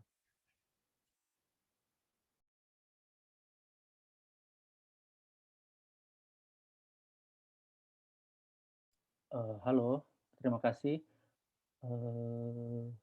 Fahmi, saya dengar suara Fahmi kecil. PowerPoint-nya sudah muncul belum ya? Sudah Fahmi. Oke. Baik, terima kasih Alfian. Kawan-kawan sekalian, senang sekali kita berdiskusi pada kali ini. Saya dalam 15 menit ke depan akan berbagi cerita tentang situasi pengorganisasian pekerja-pekerja di ekonomi gig atau dalam yang lebih populer di kita itu dikenal sebagai ojol atau ojek online. Saya dan kawan-kawan di LIPS setahun belakangan melakukan penelitian tentang bagaimana sopir-sopir dan pekerja-pekerja ojol ini melakukan pengorganisasian dalam situasi ekonomi yang serba sulit ini. Satu kata kunci yang ingin saya sampaikan ialah tentang praktek-praktek baru kebersamaan para pekerja, di mana ini terjadi di kawan-kawan ojol dan belum pernah terjadi dalam hal pengorganisasiannya di organisasi-organisasi buruh yang lain. Bagaimana praktek kebersamaan itu terjadi akan saya jelaskan pada presentasi saya.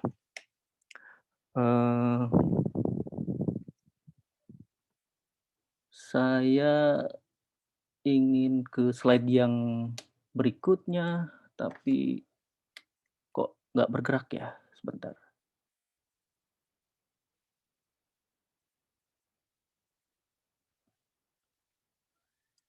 Oke. Kawan Al, apakah sudah? Fahmi, slide-nya hilang, Fahmi. Oh, hilang ya, sebentar. Sorry. Teknologi selalu. Udah muncul, Fahmi. Mantap. Sudah ya, oke. Tapi kalau bisa dibesarin, Fahmi, diklik yang. Oke. Oke. Sip. Oh, oke, ya, sip. Sorry. Sedikit saya kasih satu konteks ya, di mana ojol ini tumbuh di Indonesia, dan saya kira konteks yang mirip juga terjadi di belahan dunia yang lain, di negara-negara yang lain. Pertama, kita tahu semua dan dalam presentasi hari ini juga sudah dijelaskan bagaimana kerentanan buruh semakin meningkat dan jumlah buruh-buruh atau pekerja yang rentan ini memang terus meningkat gitu. Kedua, konteks yang ingin saya sampaikan adalah juga tentang dalam hal yang spesifik ini di Indonesia yang dalam konteks sektor ojol ini ialah tentang tumbuh pesatnya jumlah motor, jumlah kendaraan, termasuk mobil sebetulnya. Kalau kita lihat data dari statistik BPS, Badan Pusat Statistik resmi punya pemerintah, ialah dari 2 dekade terakhir ini lonjakan jumlah kendaraan itu dari puluhan juta hingga saat ini sekitar beberapa tahun terakhir data yang muncul itu ratusan juta. Dan konteks yang ketiga yang ingin saya sampaikan adalah tentang tumbuhnya atau berkembangnya telepon genggam pintar. Saya kira ini juga jadi konteks di semua tempat. Terutama yang ingin saya sampaikan adalah tahun 97 ketika reformasi bergulir, 98 Soeharto jatuh, tahun 2000-an banyak sekali regulasi yang diatur ulang, termasuk regulasi tentang telekomunikasi, dan ini juga mendorong juga bagaimana tumbuhnya teknologi, terutama teknologi telepon genggam semakin murah dan persaingan juga semakin ketat, yang sebelumnya hanya didominasi oleh BUMN misalnya atau PT Telkom. Nah, pada slide berikutnya muncul ya Al ya, slide kedua. Saya ingin menjelaskan tentang bagaimana Gojek, Grab, dan dua raksasa ojol ini berkembang secara ekspansif tidak hanya di Indonesia tapi juga di negara-negara lain. Gojek itu yang download puluhan juta pengguna aktifnya. Data-data lengkapnya setelah presentasi ini saya akan kirimkan dalam chat box ya. Ada 2 paper yang kami tulis yang itu akan menjelaskan dan memberikan data-data yang lebih lengkap lagi tentang apa yang saya sampaikan saat ini. Sopir Gojek aja di Indonesia yang aktif sekitar 2 juta. Grab itu 9 juta di seluruh Asia Tenggara. Dan terus seperti kita tahu mereka terus semakin berkembang, dan beberapa bulan terakhir kedua korporasi besar ini sedang mempertimbangkan untuk melakukan penggabungan atau merger.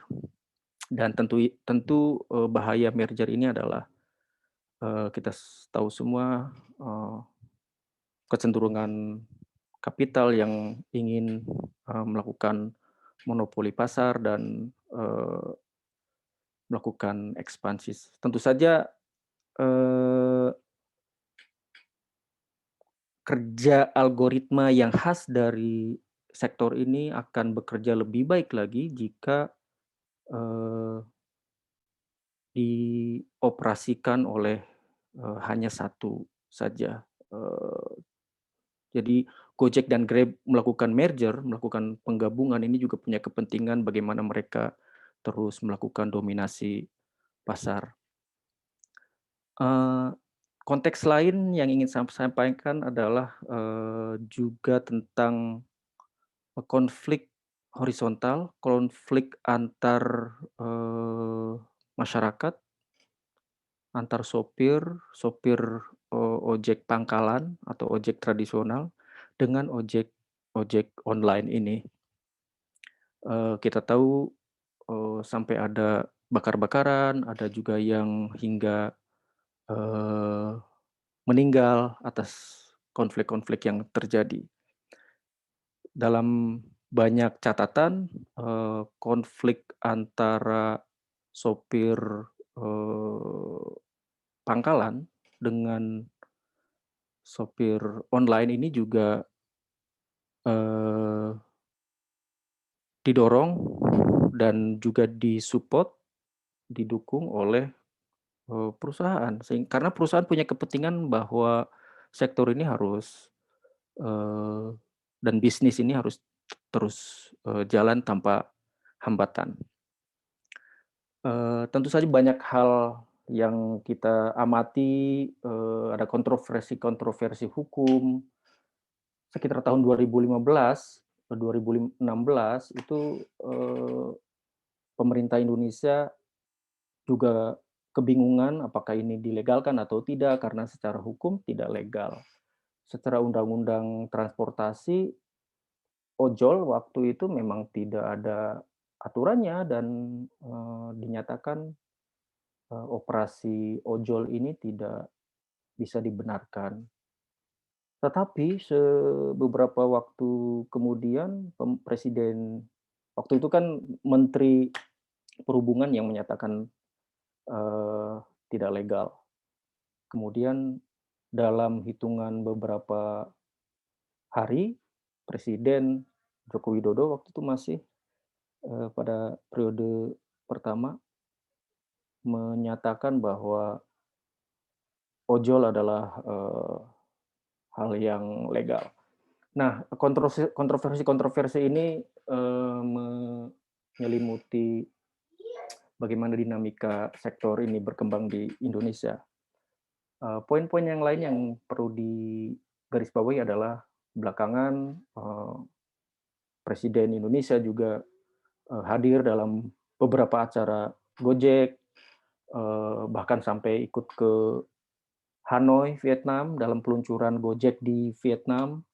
Ini adalah gestur bentuk dukungan Presiden atas berkembangnya korporasi ojol ini, tanpa memikirkan banyak problem di belakang perkembangan perusahaan ini. Di sisi lain, Grab juga misalnya lewat Menteri Luhut Panjaitan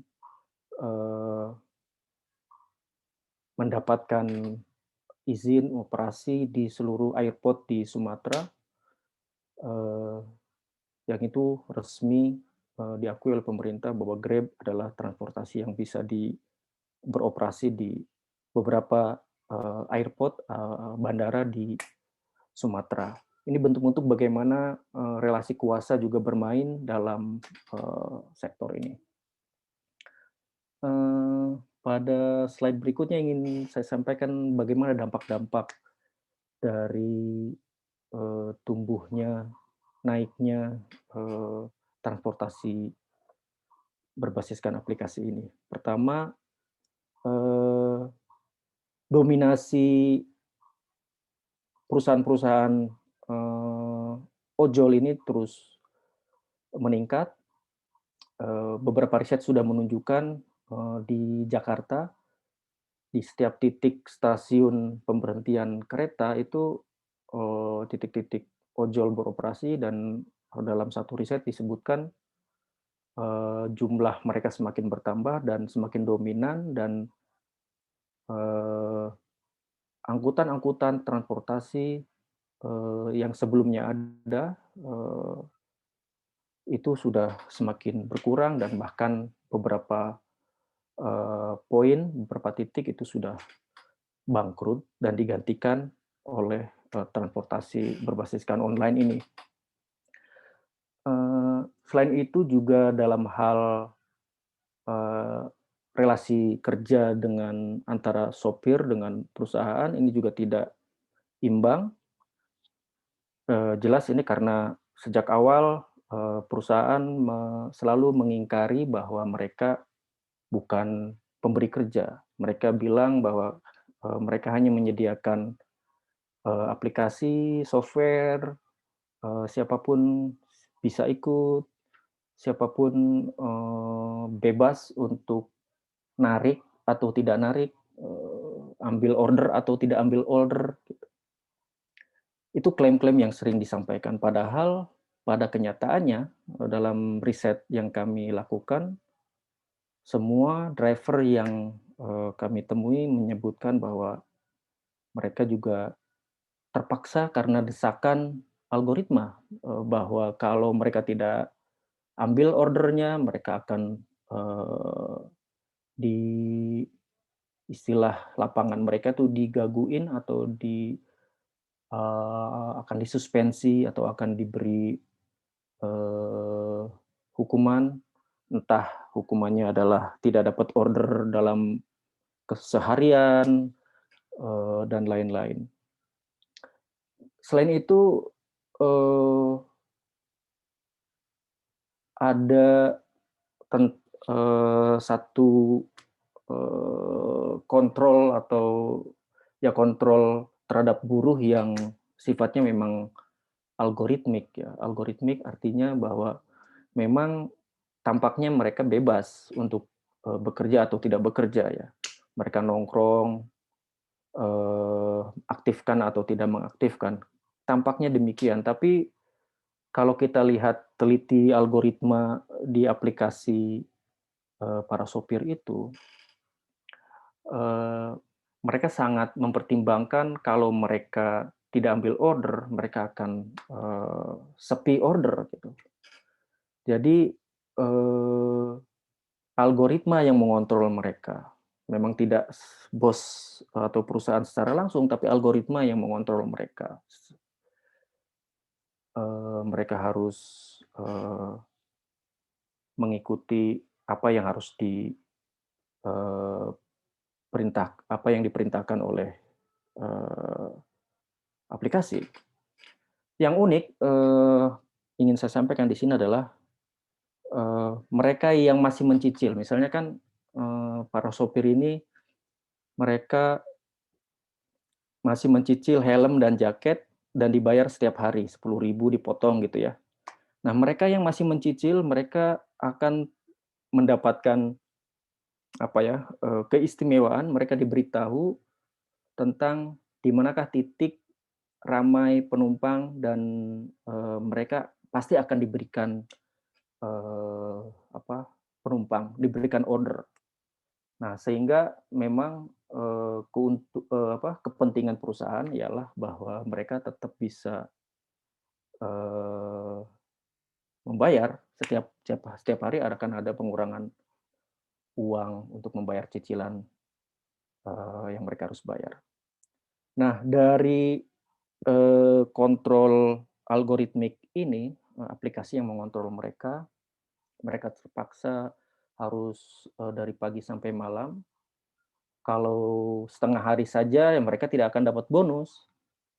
Kalau tidak full seharian, ya tanggung, mereka tidak akan mendapatkan upah yang layak gitu.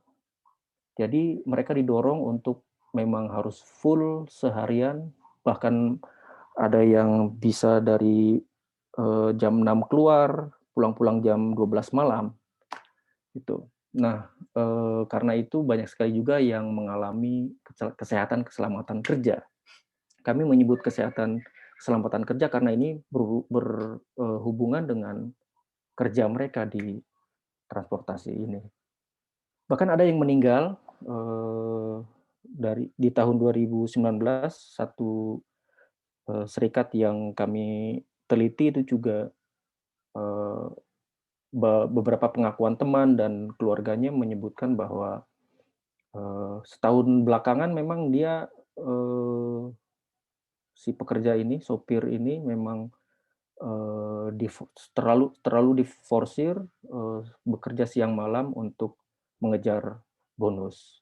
Nah, ini salah satu dampak dari sistem kerja algoritmik, dorongan-dorongan algoritma yang mengontrol buruh untuk terus bekerja. Tentu saja banyak sekali penyakit-penyakit yang timbul ya, selain kematian yang tadi saya sampaikan, ada yang ambeien, ada yang sakit pernafasan, dan yang paling fatal adalah banyak sekali yang kecelakaan lalu lintas dan akhirnya meninggal. Dalam 2 slide terakhir saya ingin menjelaskan tentang model-model pengorganisasian. Setidak-tidaknya ada 3 model pengorganisasian yang terjadi. Pertama, yang lebih populer, yang paling populer itu adalah model pengorganisasian berbasiskan komunitas.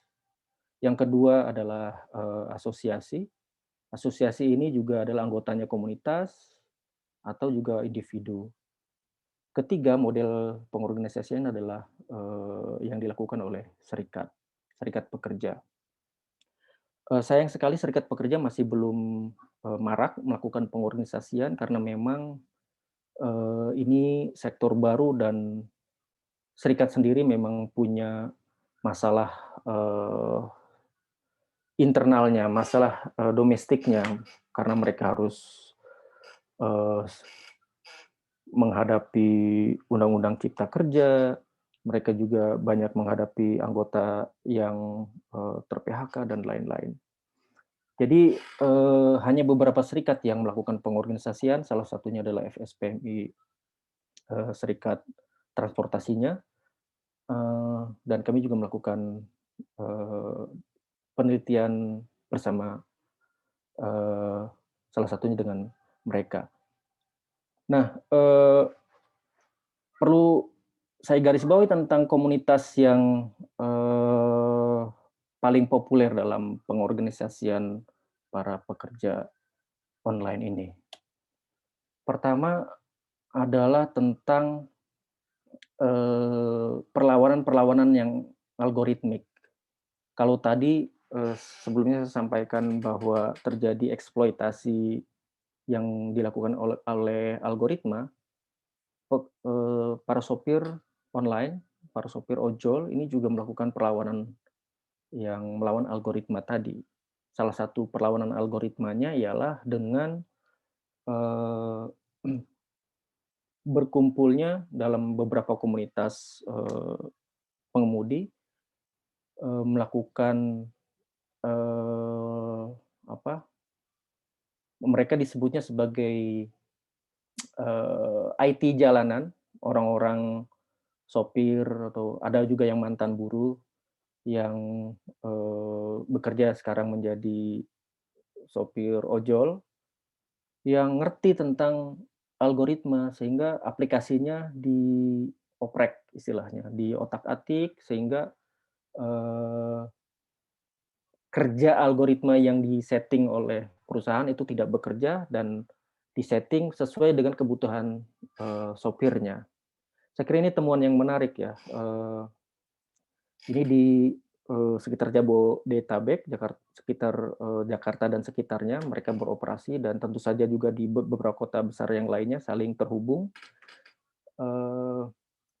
Mereka menginstal aplikasi tambahan, aplikasi yang menurut kami ini bentuk-bentuk perlawanan yang sah, dan tentu saja perusahaan dan kepolisian menganggapnya bentuk kriminal, tapi mana yang kriminal? Bukankah perusahaan telah banyak sekali melakukan kriminalitas dengan cara mengeksploitasi yang sangat masif terhadap para sopir. Nah, kami menyimpulkan ini adalah bentuk-bentuk perlawanan yang unik, yang penting, walaupun kerugian yang dialami oleh perusahaan tidak seberapa, itu paling 0,01% saja gitu. Tapi pekerja atau supir-supir online ini bisa men-setting di mana mereka hanya mendapatkan order pendek-pendek saja dan dalam setengah hari mereka bisa dapat order full dan sehingga mendapatkan bonus. Jadi itu intinya. Jadi melawan algoritma yang licik, melawan algoritma yang eksploitatif yang menjadikan para sopir itu harus bekerja dari pagi sampai malam.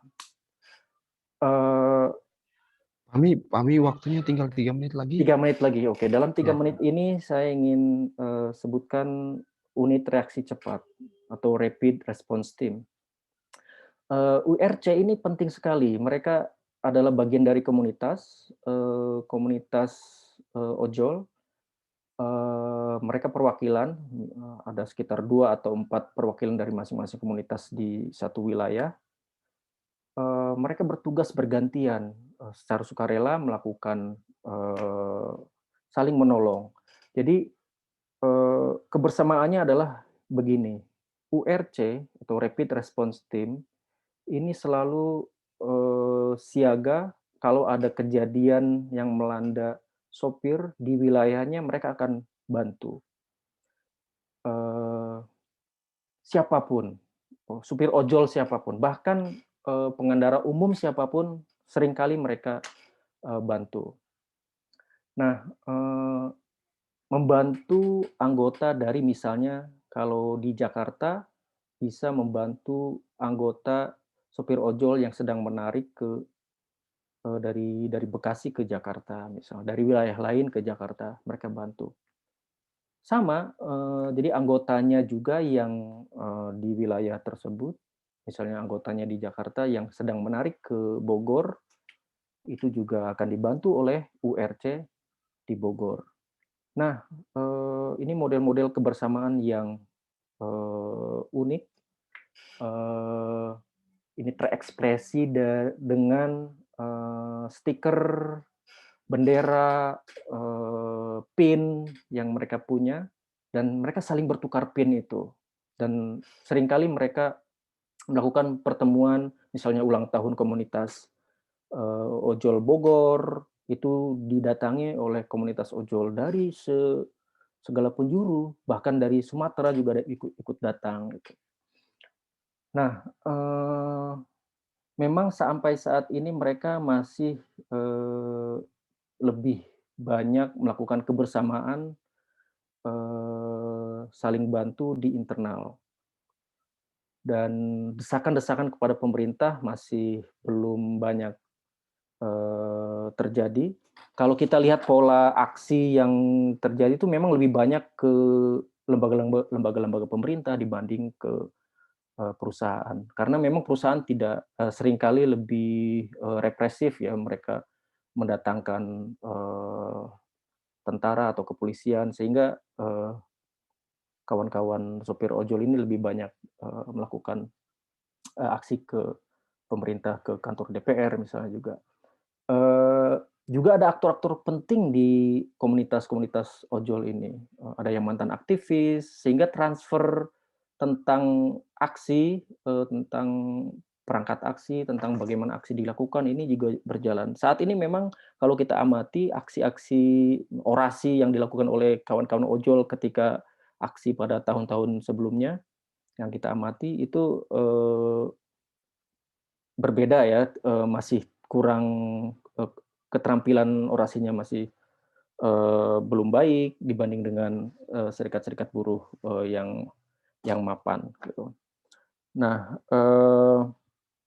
dan ini mereka terhubung, URC ini terhubung dengan seluruh URC di seluruh tanah air gitu. Jadi ketika mereka pulang kampung juga mereka, bersilaturahmi.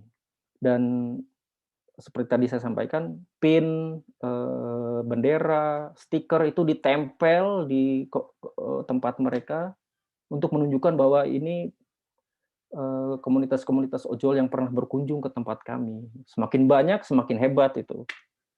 Gitu. Nah, ini model-model pengorganisasian yang menurut saya, menurut kami ini, unik dan penting bisa dilakukan dan mereka dalam aksi-aksi dan mobilisasi, sopir ojol ketika aksi, di banyak tempat, itu, URC ini berperan, sangat penting. Nah, slide terakhir adalah bahwa pertama, menurut saya, teknologi berkembang dan, industri gig ekonomi termasuk, aplikasi transportasi ini juga lebih banyak didesak oleh, kepentingan, bisnis ya dibanding, situasi-situasi dan kebutuhan-kebutuhan, masyarakat yang, sejati gitu. Jadi lebih banyak didorong oleh kepentingan bisnisnya gitu. Poin kedua, setelah kami amati para sopir ojol dan, di beberapa tempat itu juga melakukan, tetap bisa apa ya, berteman dengan, sopir-sopir, transportasi tradisional, itu juga menyadari bahwa mereka itu, punya peran yang penting, duduk di satu posisi yang penting, yang strategis, yang sebenarnya bisa melakukan, pressure, menekan, negara dan menekan perusahaan untuk mengubah situasi mereka. Dari aksi-aksi yang mereka lakukan, beberapa kali itu mereka mematikan aplikasi dan tidak menarik order sama sekali. Itu sekian miliar itu yang rugi. Maksudnya dalam perspektif perusahaan, dalam perspektif bisnis, tidak ada terjadi transaksi. Dan tentu saja penumpang juga terdisrupsi. Terakhir, solidaritas yang dibangun oleh para driver ini menurut saya penting untuk dipelajari oleh gerakan buruh di sektor-sektor lain, karena model kebersamaannya, model pengorganisasiannya sangat unik dan belum pernah terjadi secara masif di sektor-sektor yang lain. Demikian, saya akan kirimkan 2 file tulisan kami, laporan tentang riset ini di chat box. Terima kasih.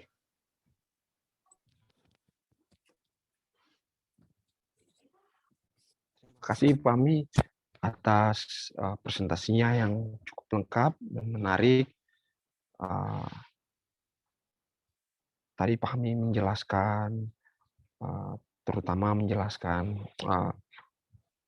konteks dari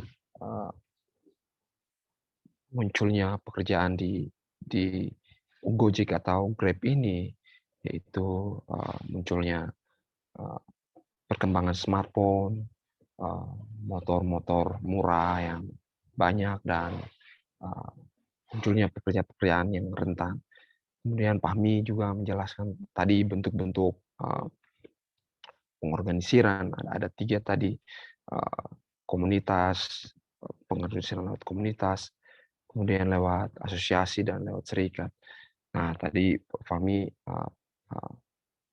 dalam konteks komunitas tadi ada tim reaksi cepat dan ada tim IT yang ada tim reaksi cepat yang bergerak membantu sesama sesama kawan supir Gojek atau Grab yang sedang mengalami masalah. Terus kemudian ada IT jalanan yang melawan bentuk-bentuk kontrol dari algoritma. Teman-teman, tanpa berlama-lama lagi, saya akan membacakan beberapa pertanyaan yang sudah diketik di kolom chat. Pertanyaan ini mungkin bisa dijawab oleh teman-teman peserta semuanya, teman-teman pembicara. Pertama, soal bagaimana mengurangi fragmentasi serikat pekerja di tengah tantangan semakin menurunnya jumlah pekerja yang berserikat dan semakin fleksibelnya pasar tenaga kerja. Terus kemudian ada pertanyaan tentang seberapa kuat serikat pekerja saat ini dibandingkan dengan masa Orde Baru. Terus kemudian ada pertanyaan soal bagaimana kemungkinan mendorong aliansi global dari pekerja di industri kreatif. Terus kemudian apakah ada konsep yang diajukan oleh serikat buruh atau aktivis buruh untuk menantang Omnibus Law? Saya kira 4 pertanyaan itu dulu. Silakan, mungkin bisa dimulai dari Mbak Jum. Mbak Jum masih ada. Mbak Jum bilang tadi jam 6 dia akan pergi mau Udah keluar jam 4. Oke. Silakan kawan Abu. Abu dulu. Ya, atau ya Abu dulu mungkin. Bisa diulang pertanyaan? Pertanyaannya pertama, bagaimana mengurangi fragmentasi internal serikat pekerja di tengah tantangan semakin menurunnya jumlah pekerja yang berserikat dan semakin fleksibelnya pasar tenaga kerja? Mengurangi fragmentasi. Ya. Dan mengurangi fragmentasi di tengah tantangan semakin menurunnya jumlah pekerja yang berserikat dan semakin fleksibelnya pasar tenaga kerja saat ini.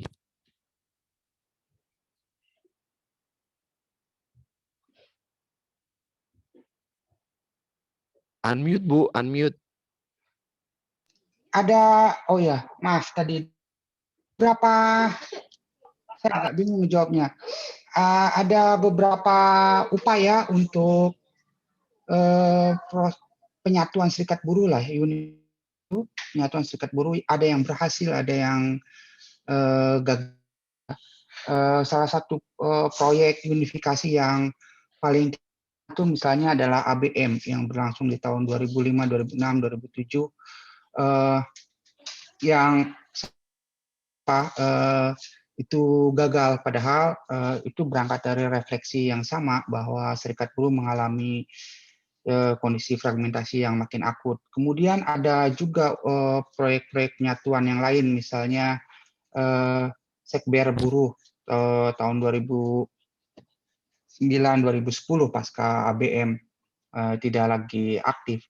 Tapi Sekber Buruh itu juga tidak terlalu berhasil setengah lah ya. Ada kemudian menjadi dua konfederasi dari Sekber Buruh, SGBN, Sentral Gerakan Buruh Nasional, dan ada KPBI, KPKPBI. Tapi paling tidak uji coba di Sekber itu lebih berhasil ABM gitu, dalam konteks penyatuan. Ada juga proyek-proyek penyatuan yang lain, misalnya di GBI, tapi tidak, Gerakan Buruh Indonesia terlalu berhasil. Jadi memang fragmentasi ini masih jadi persoalan besar di antara serikat buruh gitu. Fragmentasi ini berdampak pada penurunan jumlah orang yang berserikat, enggak juga gitu ya. Yang menyebabkan jumlah anggota serikat buruh itu bukan semata-mata karena fragmentasi, tapi lebih karena negara dan pengusaha dan modal yang semakin agresif dalam melakukan pemberangusan serikat buruh. Nah, dalam konteks pasar kerja fleksibel, di mana jumlah buruh tidak kontrak, yang outsourcing, yang apa namanya, magang, dan tambah honorer kalau di sektor pekerja negara makin bertambah. Memang serikat buruh masih belum begitu, refleksi saya, serikat buruh memang belum begitu berhasil dalam mengorganisir pekerja tidak tetap.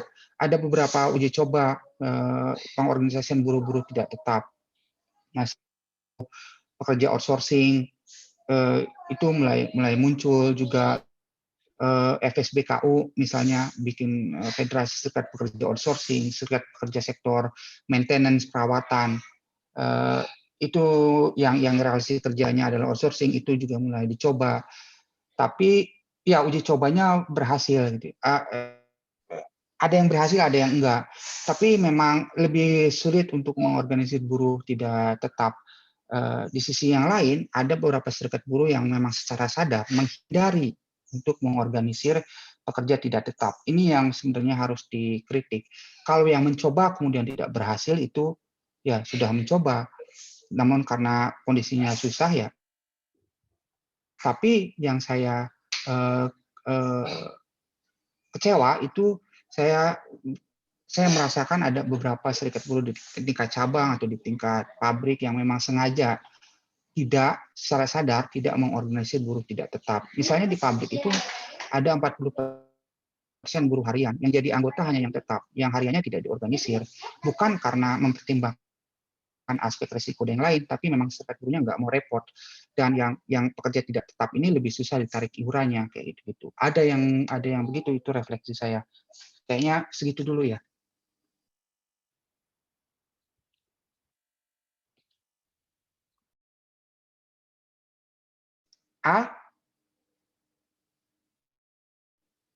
Alfian? Oke, terima kasih Abu atas jawabannya. Berikutnya pertanyaan yang mungkin saya ingin berikan buat Filza soal kemungkinan membuat aliansi global di antara pekerja di industri kreatif untuk mengatasi problem-problem yang dihadapi, dan juga bagaimana mengorganisir buruh di sektor-sektor ini untuk mendapat informasi tentang standar upah dan lain-lain. Silakan Filza.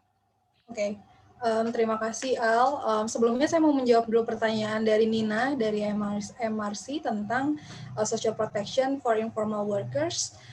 Sebenarnya kalau di Indonesia untuk informal workers itu cenderung tidak ada, bisa dibilang cenderung tidak ada perlindungan sosial untuk para pekerja informal gitu. Ini bisa dilihat misalnya BPJS itu cenderung tidak bisa diakses oleh para pekerja informal karena dalam pengisian data-data BPJS misalnya itu saja tidak dapat mengakomodir semua pekerja informal gitu. Jadi dari sisi prosedur teknis sampai mereka tidak bisa mengisi itu gitu. Saya beri contoh misalnya para pekerja yang terinformalisasi ya, misalnya para pekerja di industri kreatif, mereka tidak bisa mengakses BPJS gitu ya, karena misalnya dalam mau mengakses BPJS itu perlu ada namanya pekerjaan, misalnya pekerjaan mereka apa gitu. Nah banyak pekerjaan-pekerjaan di dalam industri kreatif itu tidak diakui sebagai kerja gitu. Jadi mereka juga jadi bingung harus mengisi seperti apa gitu. Oleh karena itu banyak hambatan akses terhadap BPJS itu misalnya gitu. Nah kemudian di tengah pandemi COVID-19 ini, pemerintah itu mengeluarkan misalnya beberapa program bantuan gitu ya untuk para pekerja informal atau mereka yang terinformalisasi pekerjaannya gitu. Misalnya yang cukup ramai dibicarakan itu adalah soal kartu prakerja ya. Tahun 2010 yang lalu kartu prakerja ini diluncurkan gitu ya. Tadinya untuk membantu para pekerja yang menghadapi kesulitan lah gitu di tengah pandemi gitu. Tapi bantuannya itu berupa pelatihan-pelatihan gitu yang sebenarnya bisa diakses secara gratis melalui YouTube gitu, melalui internet gitu.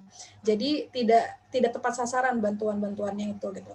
Nah tapi banyak inisiatif yang dilakukan oleh para pekerja yang terinformalisasi ini gitu ya. Misalnya ada platform-platform seperti Bagi Rata, terus kemudian karya karsa macam-macam gitu ya, yang dibuat untuk sesama pekerja saling mensubsidi gitu. Jadi sesama pekerja saling membantu dengan mendonasikan pendapatan mereka yang tidak hilang gitu ya untuk para pekerja misalnya di industri kreatif yang pendapatannya hilang di tengah pandemi kayak gitu. Jadi ada inisiatif yang justru dibuat oleh sesama pekerja sendiri seperti itu. Kemudian untuk yang tadi pertanyaan kemungkinan membangun aliansi global, kalau kemungkinan selalu ada menurutku ya, selalu ada dan selalu bisa dibentuk gitu. Permasalahannya adalah kalau yang aku lihat sebelum bicara soal membentuk aliansi global, misalnya tentang di antara pekerja industri kreatif dan lain-lain, yang pertama-tama perlu dilakukan dulu adalah mendibang atau membongkar dulu mode kerja yang ada di dalam industri kreatif itu sendiri misalnya gitu ya, karena masih banyak yang belum dipahami tentang kerja-kerja yang ada di dalamnya gitu. Misalnya masih yang tadi ya tentang ilusi kreativitas, tentang ilusi kewirausahaan dan lain-lain, itu perlu didibang dulu supaya kesadaran kelas pekerja di dalam industri kreatif itu bisa terbentuk dulu gitu ya, bahwa mereka juga adalah kelas pekerja, kelas buruh gitu, meskipun mereka sering disebut dengan precariat atau cognitariat dan lain-lain, tapi sebetulnya mereka adalah kelas pekerja gitu ya, kayak gitu. Nah jadi kalau aku sih melihat itu bisa dilakukan secara simultan sambil terus membangun kesadaran itu. Nah soal standar upah dan lain-lain, karena ini adalah jenis kerja yang cenderung juga relatif berbeda ya dengan kerja misalnya di sektor manufaktur dan lain-lain, dan kebanyakan juga didasarkan pekerjaannya itu piece wage system gitu ya, jadi upah berdasarkan output atau upah berdasarkan apa yang dikerjakan gitu.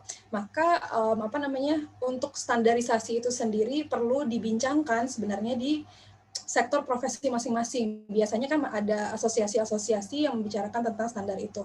Nah, bagaimana serikat kemudian melakukan agregasi terhadap standar-standar yang ada tersebut untuk kemudian diterjemahkan gitu ya, yang sesuai dengan kehidupan yang layak itu seperti apa misalnya seperti itu. Tapi memang hambatannya kalau di Indonesia sendiri untuk soal ini, pertama dari sisi negara, kementerian-kementerian seperti misalnya Kemenaker, kemudian Parekraf dan lain-lain ini masih cenderung gagap dalam menangkap perkembangan yang cepat dari perubahan-perubahan kerja yang terjadi di dalam era kapitalisme platform ini, termasuk yang terjadi di sektor industri kreatif gitu. Jadi mereka masih cenderung gagap untuk menangkap perubahan-perubahan tersebut, sehingga mereka sendiri tidak dapat mengakomodir tidak dapat membuat solusi gitu ya untuk hal tersebut, sehingga lagi-lagi inisiatif dari pekerja, serikat, sesama serikat itu yang masih diperlukan gitu di saat-saat seperti ini gitu. Nah kemudian jadi kalau aku sih melihat sambil meningkatkan kesadaran berserikat di tengah para pekerja kreatif, industri kreatif misalnya, yang selalu terilusi soal tadi ya kreativitas, entrepreneurship dan lain-lain, itu bisa dilakukan simultaneously gitu ya, secara bersamaan tentang upaya membangun aliansi dengan para pekerja di secara global gitu. Tapi yang pertama dan utama menurutku membentuk kesadaran itu dulu, mendibang itu dulu melalui riset-riset, melalui pengorganisan dalam serikat dan lain-lain. Itu sih Al, terima kasih. Semoga menjawab. Oke, terima kasih Filza. Ada pertanyaan untuk Fahmi tentang bagaimana unit reaksi cepat ini saling berkoordinasi satu sama lain, anggota-anggota dari unit reaksi cepat ini dari ojek online.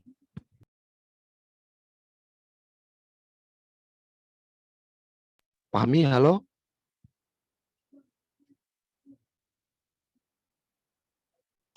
Halo, Sob Al. Iya. Maaf, diulangi lagi coba. Pertanyaannya tentang bagaimana unit reaksi cepat ini saling mengorganisir diri satu sama lain.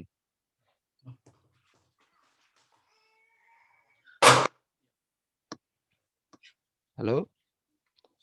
Ya, sorry, bentar.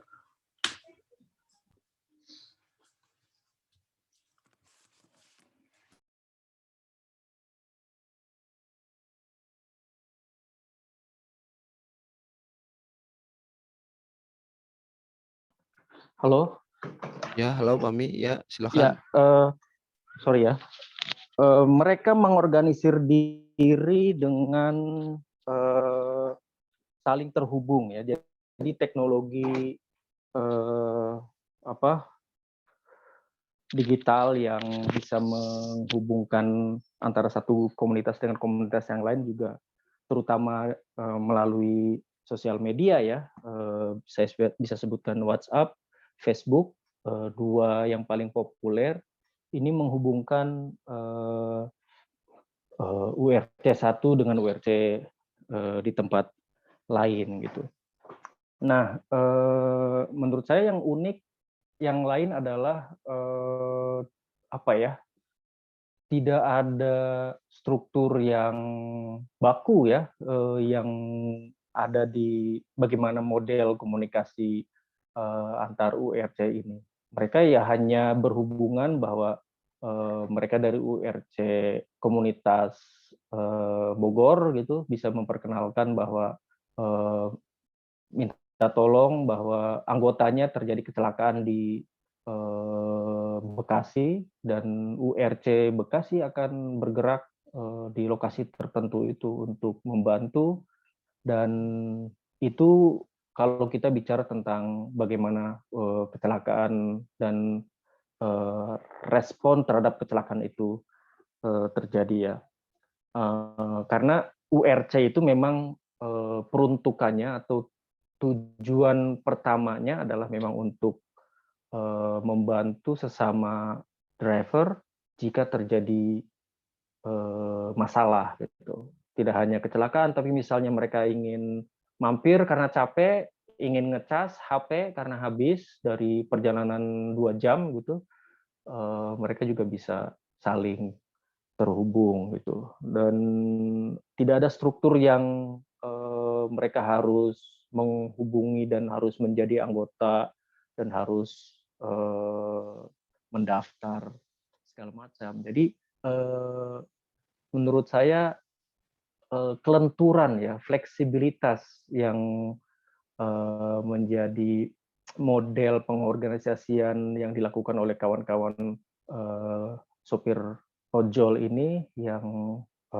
menurut saya juga perlu ditiru oleh organisasi-organisasi lain yang misalnya organisasi serikat buruh itu kan cenderung untuk terikat oleh struktur gitu ya, terstruktur kalau mereka berkunjung ke serikat buruh lain di kota yang lain, mereka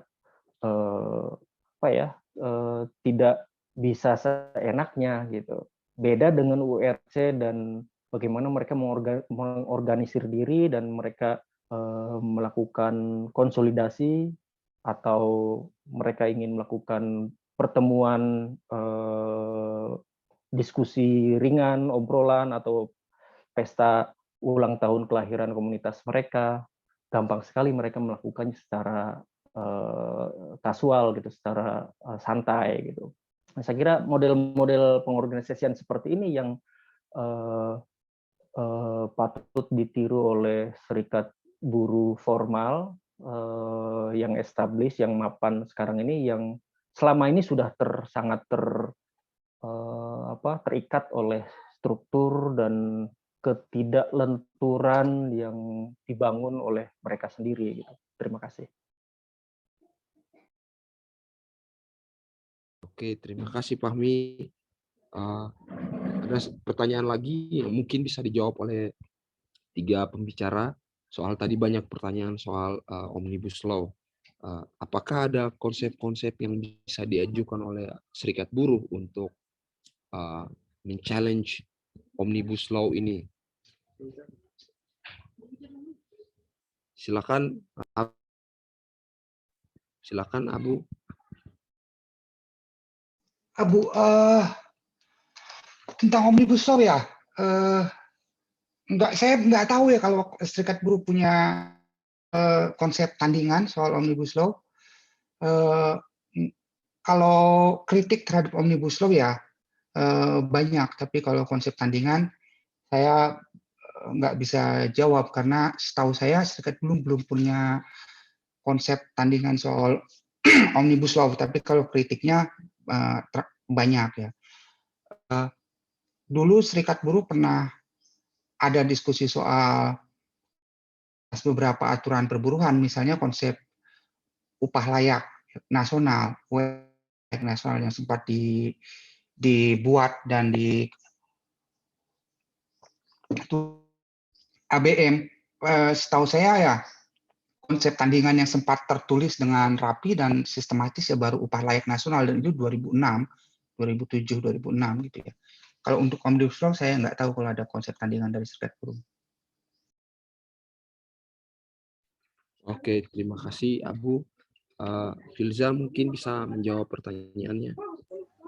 Oh ya, untuk konsep tandingan dari Omnibus Law sendiri sebenarnya kalau saya di sindikasi misalnya sejak Omnibus Law itu diluncurkan draftnya pada tahun 2019 akhir ya, itu kami sudah membuat semacam bukan draft tapi membuat semacam pernyataan bahwa sebenarnya yang dibutuhkan oleh kelas buruh, oleh kelas rakyat pekerja itu adalah undang-undang perlindungan buruh gitu. Jadi undang-undang yang melindungi buruh, bukan Omnibus Law gitu. Nah, bagaimana draftnya dan lain-lain memang itu belum ada draft undang-undang perlindungan buruh yang dimaksud seperti apa. Hanya saja menurut saya itu bisa ditindaklanjuti lebih jauh ya, misalnya dengan menyeriusi usulan itu ya, bagaimana sih bentuk dari undang-undang perlindungan buruh yang dimaksud misalnya gitu. Tapi ada pernyataan soal itu sih. Nah, kalau misalnya secara misalnya di serikat buruh yang lain saya belum tahu bagaimana bentuk tandingannya gitu ya, tapi saya yakin mungkin semua serikat buruh menghendaki adanya undang-undang yang melindungi buruh gitu. Jadi menurut saya sih mungkin itu bisa kemudian jadi pintu masuk ya untuk diseriusi, misalnya bagaimana kita bersama-sama merumuskan kalau mau gitu ya undang-undang yang melindungi buruh itu seperti apa sih isinya kayak gitu. Itu sih mungkin malah jadi bisa kita lakukan tindak lanjuti sih mungkin ide tersebut. Terima kasih Filza. Ya, sama-sama. Fahmi mungkin ada sedikit komentar. Cukup ya terkait Omnibus Law sudah banyak dibahas. Terima kasih. Terima kasih Fahmi. teman-teman peserta yang ikut diskusi ini, saya mohon maaf kita sudah melewati batas waktu diskusi yang sangat menarik kemarin dan hari ini. Terima kasih banyak kepada pembicara Abu, Filza, Mbak Jum, dan Fahmi. Terima kasih juga kepada para interpreter kita, Mbak Irma, Mbak Inggar, dan lain-lain. Saya mohon maaf, kita harus menyudahi diskusi ini. Semoga kita bisa berjumpa lagi di diskusi-diskusi berikutnya yang difasilitasi oleh MRC. Saya kira begitu. Kembali ke Nina, silakan Nina. Yeah, thank you very much for these kind of sharing for all the speakers on both the dates. So in the future, we hope that with AMRC, we wish to organize more webinar as such, because we know that this is such a critical time. It's not only with the omnibus law in Indonesia, and also like what is happening in Cambodia, India, also like Hong Kong, but more significant is like in Myanmar. So I think this like we need to have such like a webinar as such to discuss like organizing strategies, not only to the worker, but to support the people. So if you're interested, just follow our Facebook page. We will post anything that we are going to organize in the future. Yeah, so thank you again for Abu and Avian to be the moderator of the webinars in these 2 days. And again, thank you for all the speakers. Thank you. Terima kasih. Bye-bye. Terima kasih. Terima kasih. Terima kasih semuanya. Terima kasih. Terima kasih. Terima kasih semua. Terima kasih semuanya. Mukosai. Bye-bye. Gosai. Terima kasih, bye-bye. Thank you. Makasih, Phil. Iya, makasih. Iya, makasih banyak ya. Iya, Nanti Abu japri ya. Iya, sip.